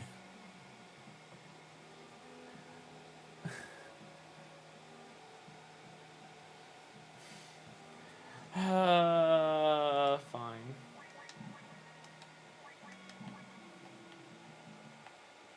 Fine.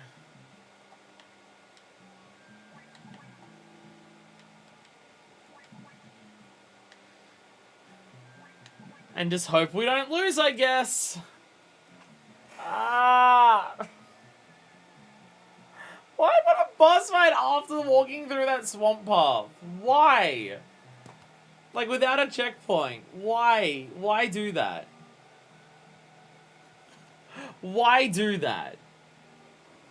Like, that just feels fucking cruel.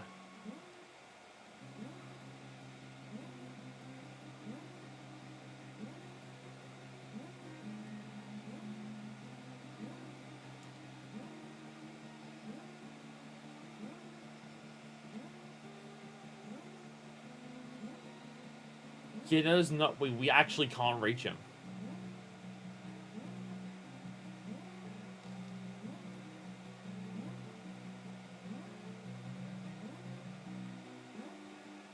You know, we're not catching up to him. Like, that is not happening.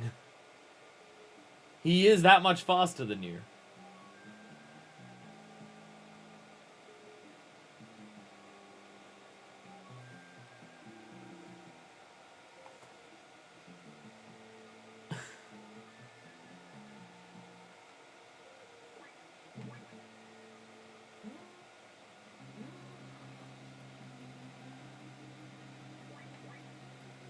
Alright, we don't actually have his number.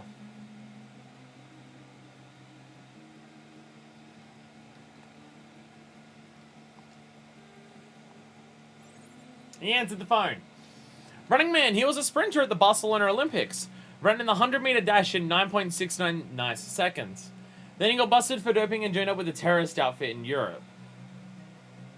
There are way more people in this game, or at least so far, who are just regular people. They're not like, oh, they are a master military person who have been, like, a danger to the world for decades. Just an Olympian who became a terrorist because he got busted for doping. There's no way you're going to keep up with him. It's like a snake trying to catch a cheetah. You're going to have to set a trap and catch him. Plant a trap in his path and you might have a chance. Of course, that's if you can do it before the gas gets there. Trick here is to use his speed against him, over and out.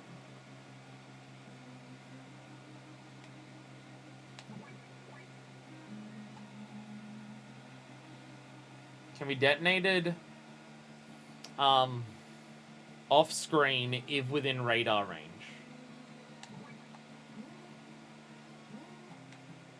So that's what we'll need to do.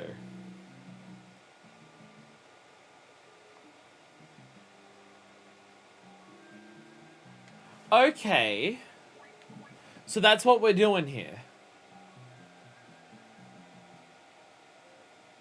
How do you actually blow them up? Did you just press the button again?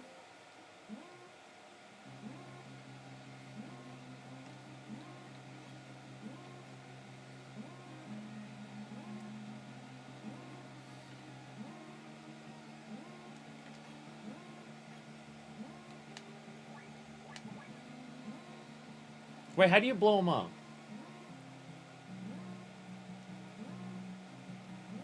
Wait, how do you blow them up? I think I need the instruction manual. I don't actually... Is there controls that separately blow them up?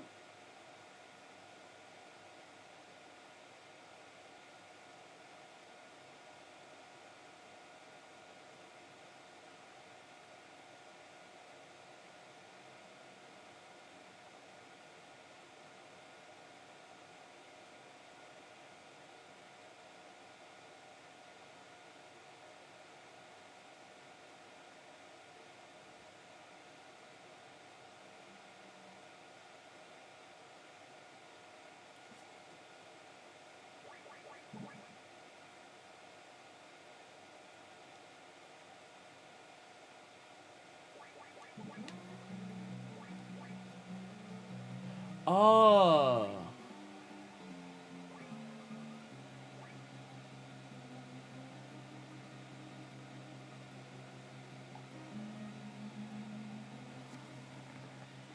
Because it says here, because it's all PC controls, you press space to use it, which is weapons, or the shot key, and then press the M or N keys to blow it up if it's set to switch, which is what it is. But I don't know what those keys are on a PS3 gamepad. Yeah, this is just a case. This is just a case of again, the game's not like I can work out what to do, but I don't know the controls because the game doesn't tell you. The crouch button.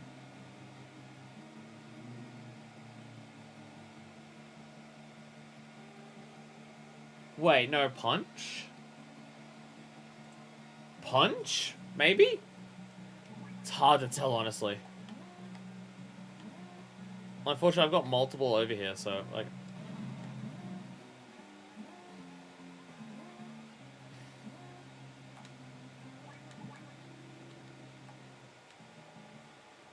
How do I even know if it hurts him?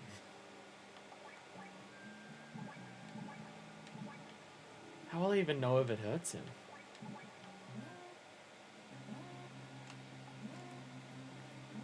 Best spot to place it is, like, right here.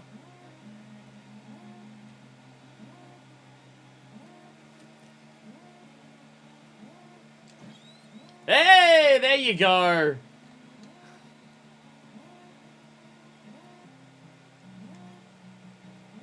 Oh, actually, I know what you meant to do. You meant to do this. You meant to run in a circle. And every time he passes one, that's what you do. That's what you do. You run in a circle and just place them down, and every time and then as you're chasing him, he'll still just run into them constantly. Okay. Okay, that's clever. I'm just extremely... I don't know if I have enough of plastic explosives to do this at this point, and I don't know how to get more. And the only way to go get more is through a giant fucking swamp that I don't want to backtrack through.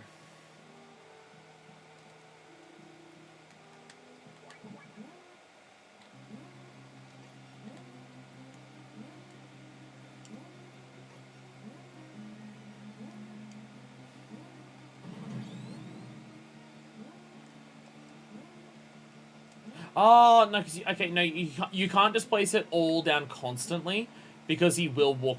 Because you blow them all up at once. Okay, so after you blow up one, then you just place down another one, and still just run in circles.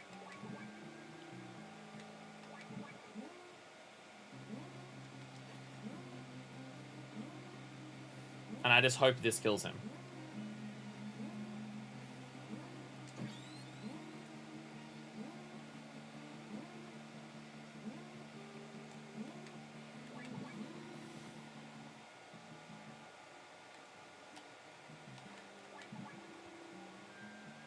And now I don't have, like, a way of getting more ammo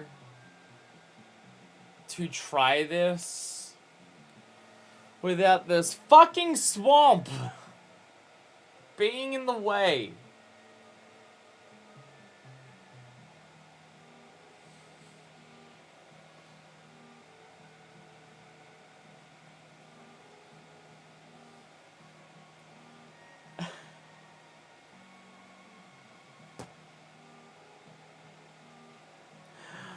So I'm gonna end the stream there, because, oh god, okay.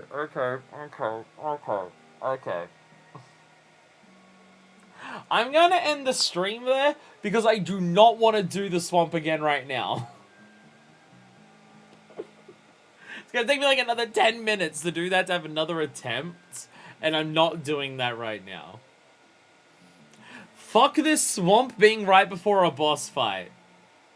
That sucks and is bad and should not have been done like that. Surely someone would have realized how awful and shitty that was. Like, it's a boss fight that, like, because you have to use explosives to kill him and stuff like that. Because there's no way you're shooting him. Like, you have a limited number of those, a super limited number of those, to work it out and get it right. And then right before that, they put this tedious, like, I'm fine with the swamp once, right? Like, it's okay, yeah, like, you're doing tactical stuff, you're working your way through that, so just, like, feel your way through and work that out. Like, I'm fine with that once, but having to do that every time I want to attempt the boss, fuck that, and I'm not doing that right now. So I'm going to end the stream here, because I don't want to do that again, because, wow, this is awful. This game's really fun so far. I'm really enjoying it. I'm really enjoying seeing how much they've expanded what Metal Gear 1 is, and like how much I think I was good enough at stealth to do what Metal Gear 1 stealth is. But unfortunately, how good I am at stealth isn't good enough for Metal Gear 2 stealth. I'm being spotted all over the fucking place. But it is cool to see how much they've expanded the stealth mechanics, how much more careful you've got to be, and the fact that it combines multiple screens together. You can't just... Like, you have to be careful of who's going to be in the next room and walk through and stuff like that. Like, as I mentioned before, that's very much Oddworld. Like, Abe's Odyssey and Abe's Exodus. Like, you would have to stealth into screens and just be like, be aware of what's on that screen. Or in some cases, physically listen. Because you could hear sounds on the next screen and stuff like that. So it's, like, it's very reminiscent of that. Like, it's still a screen-by-screen based game, but the screens do interact with each other. They're not just totally isolated, separate environments, which is a cool way of expanding what Metal Gear 1 is. Like, the game's doing a lot of good things to improve on what I liked about Metal Gear 1. And, like, it's being way more politically driven in cool ways compared to Metal Gear 1, which is also really good to see. But fuck this swamp. But fuck this swamp. So I'm out of here. I'll catch you all in the future. And until, like, I don't even know. Like... Because I don't want to... Because, like, I'll come back next time and we'll just fucking say fuck it and reload the game. And then just do the swamp again, I guess. But if I don't make it on that next attempt, then I just have to do the swamp again. Thank you all so much for watching. I'll see you next time. So until then, this is version 2, signing out.